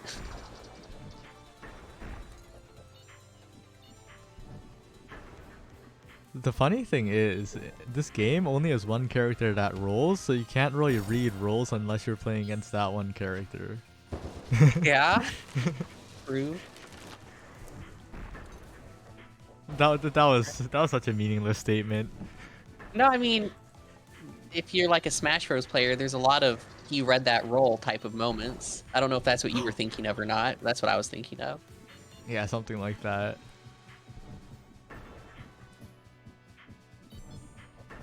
Okay, so is Zale up 1-0 or is he up 2-0? Currently 1-0. Okay. Down this card, but won the previous one. And far from out of it, too. Oh, almost gets a time Oh, that's stop. a lying clock. It said time stop, but didn't occur. Yup. Often Debuffs not always lie. correct. Debuffs lie a Really? lot, too. Yeah, Oh Arcanist yeah, lies debuffs are more kind of than, weird. They're more than jank. any other character.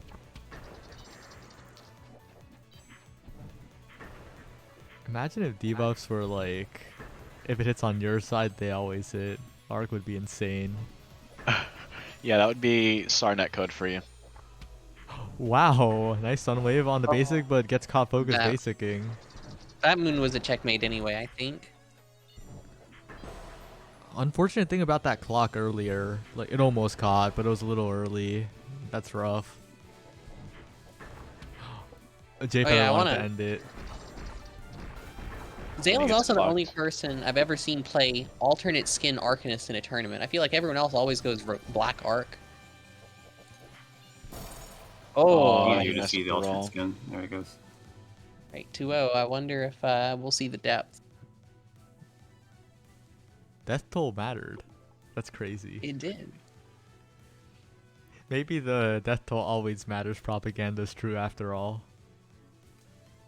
Swamp Whose Worm? propaganda is that? I've never Worm. heard that before. That's Caro propaganda.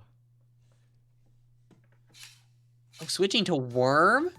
Interesting. I have never seen J Feather play this character. Yeah, it's a complete surprise to me too. This could either be like the quick 3-0 or the craziest third game we've ever seen. I guess this is a matchup counter pick, right? I've heard certain Arcanist players complain about this matchup before. Not quite sure though, because matchups are also very player dependent. Rue gets the clock. Oh, Wait, no. mistimed the moon. Oh, Death Toll was. Aw, if Death Toll was faster, it would have mattered. That would have been sick. Being debuffed as Worm looks pretty rough. Oh, that's unfortunate. Zale doing a good job pushing around J Feather. Usually when I see this matchup, it's the Art getting pushed into the corner, but it looks like the Worm is this time. Oh, but Aw. Arcanist with no tools against Novi Fire.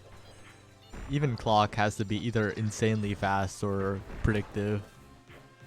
You just need that reaction time. That's Alright, a 1-1. last heart. Oh, it's an Novi Fire. Oh, dodges it. Nice. J Feather blunders a little bit with that one. Walks a bit too far. Did not need to walk all the way. Russian J Feather? Oh, too late. Oh, gets caught. That was close. Can still win it. Yeah, very, very winnable for J Feather. Jeez, hit. That's a good start. Ooh, gets caught, lost in the sauce a little bit. Caught up in the basic and the wide. Another basic. I'm still impressed with how good Zale is doing it, controlling the flow of the match with Art against Worm. Ooh. Manages to escape a lot of it because of the Novi fire, but Only 2 of those debuffs landed.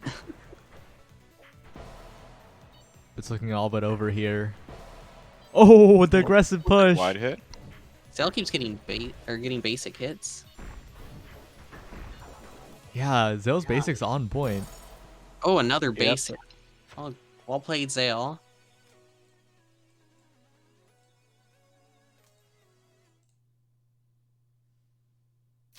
Right, now we get to see Rem give it a go.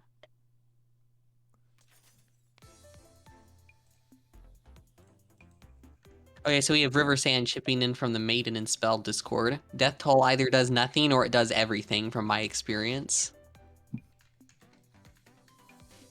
Yeah. That is what.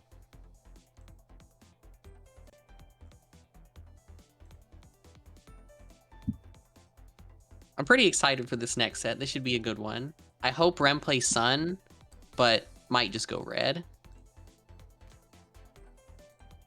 If you're listening, Rem, don't feel pressured. Play whatever you like, of course. I think they're starting. You might want to go and spectate. Yep. Oh, they switched sides.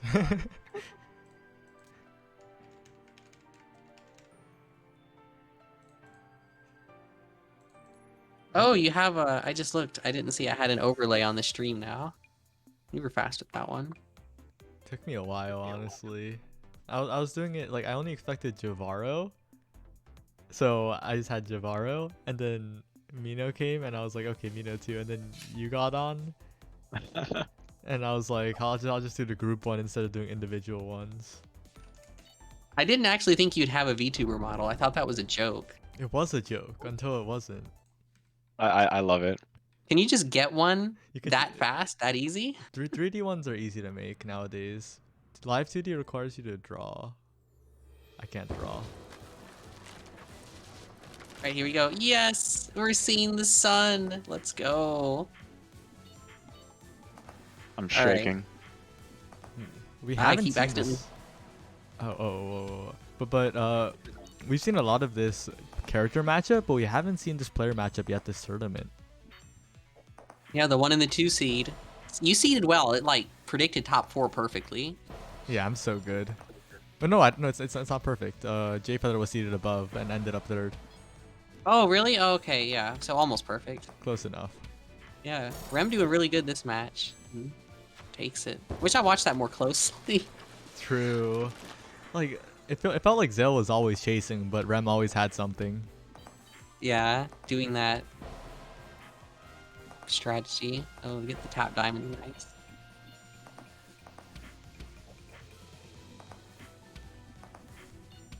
And shout out to people who told me to seed Rem first because I was gonna seed Oh, like, I said to seed Rem first. That's me, as well as maybe others. a lot of people. Yeah, everybody was saying it. Of all the people I've played, Rem is the one I found the most difficult to beat that wasn't Ilya Minkle. But And that includes Nyx. Zell though, Zell kinda schmoovin' in this card. Oh, well, defensive. Let's call it a defensive stun wave. Oh, Rem is just getting these reads with tap diamonds a lot. Still down a heart though. And Zell needs to find something, but Rem just Oh, so no. evasive. Yeah, Rem definitely playing the runaway style. Oh, rolls into the basic. Nice. Game 1 for Rem. That was speedy. Does anyone remember who knocked down Zale? Wasn't it? I thought J-Feather. it was J Feather. Jade Yeah. Feather. Oh, I wanted to see that matchup some more. Oh, but I guess it. Oh, Storm, yes. Okay, I'm happy for this too. I'm just glad we're getting a lot of sun representation. Sorry, bias. You can do it, Zale.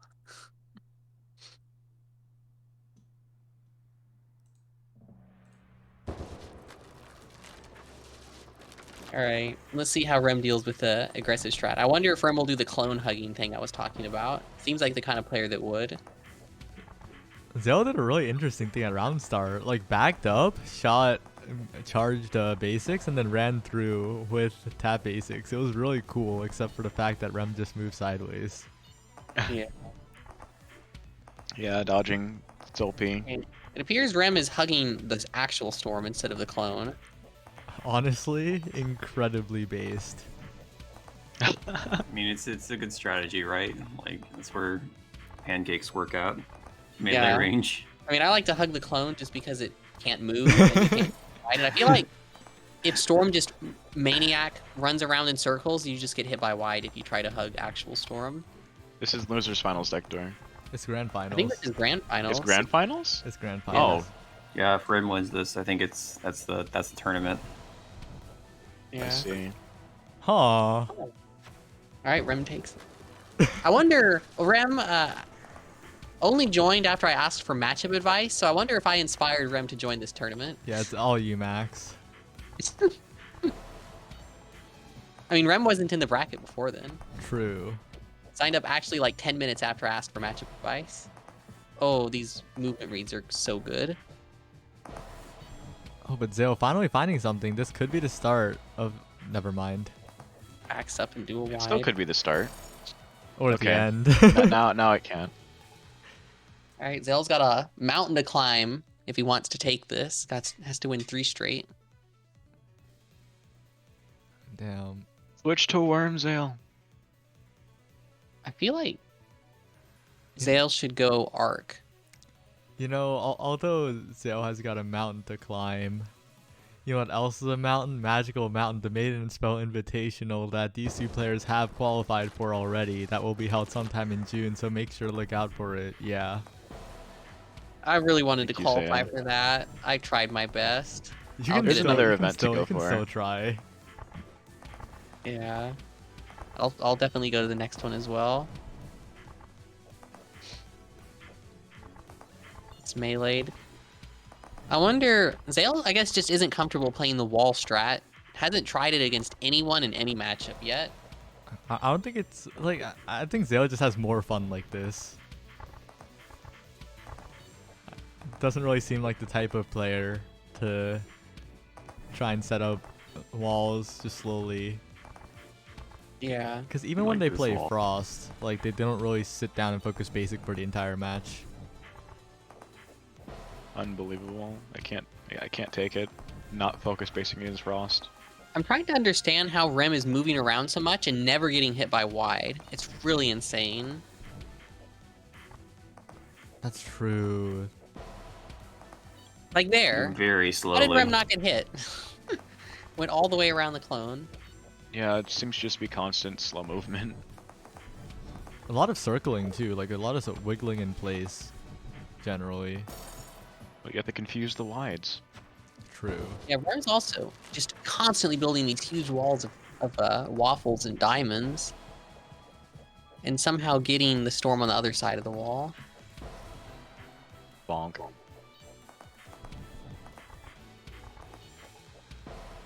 Oh Oh, no. Lots of bonking occurring. And Rem just playing so stably. Like, I guess that's just the way to put it.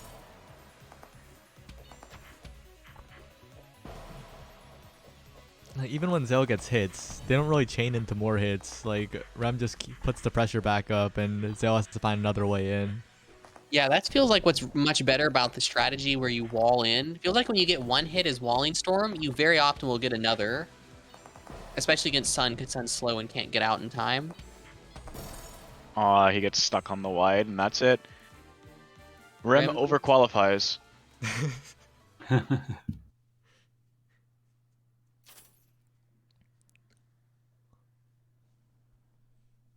And that's it.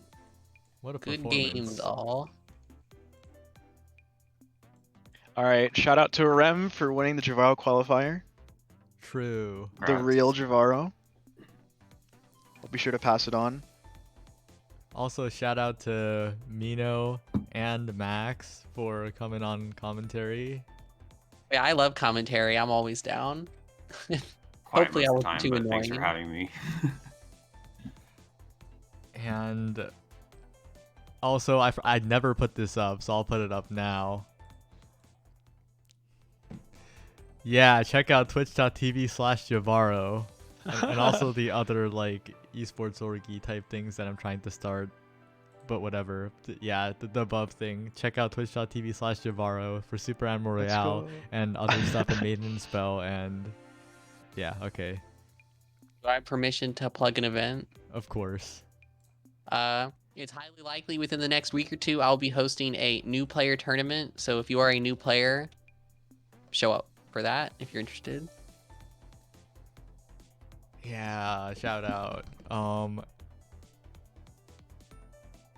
I guess that's it. Well, that's done. It's time for me to take off this this JoJo Fox now. I'm no longer gaming. Oh yeah, do you like the background for the bracket page? Let me take a look. Oh geez, I thought it was like an orange smear. I didn't even Oh, it's notice. a fox! I never noticed that until now. It's so SAR themed. Oh my goodness. I should have chose a different theme. Sorry, it's your identity. Yeah, that's what I have. I don't know. This is what I get for like picking. Why do I like pick SAR? Should pick something better. I should have like did like Ultimate Chicken Horse. Go back to my roots. Alright, but thanks everyone for watching. Yeah. That's about it. Keep a lookout for the second qualifier where 6 more people will make it. Held sometime next month or something. Yay! Qualifier. Oh, right. I should say who qualified. Right. Okay. I'll add a text source. Text GGI plus qualified. Qualified font. Where is it? You know, we also saw some new people today that have never been in, as far as I know, M&S voice chat, like Gitto. Yeah.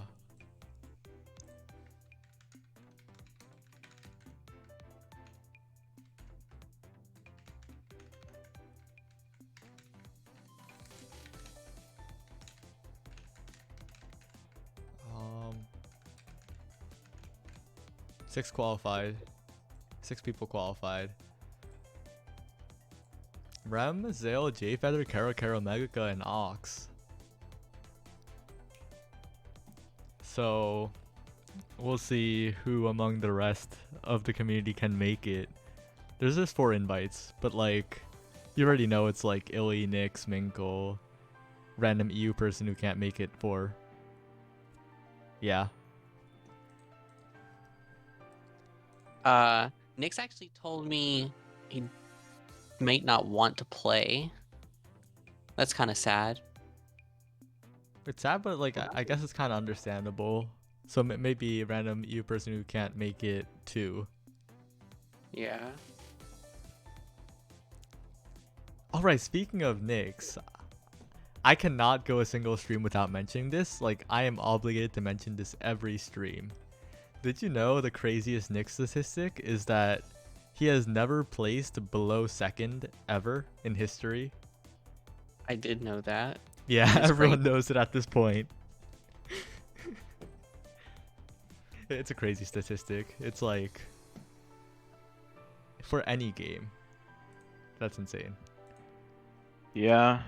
I know it's crazy enough for you to keep trying to break it with a commentary curse, but it never does. I know, right? It's so resilient. I try to curse it every time losers finals happens. And it makes it through every time. Nyx are just consistent. Alright, that's about it. Thanks everyone. Goodbye. Yeah.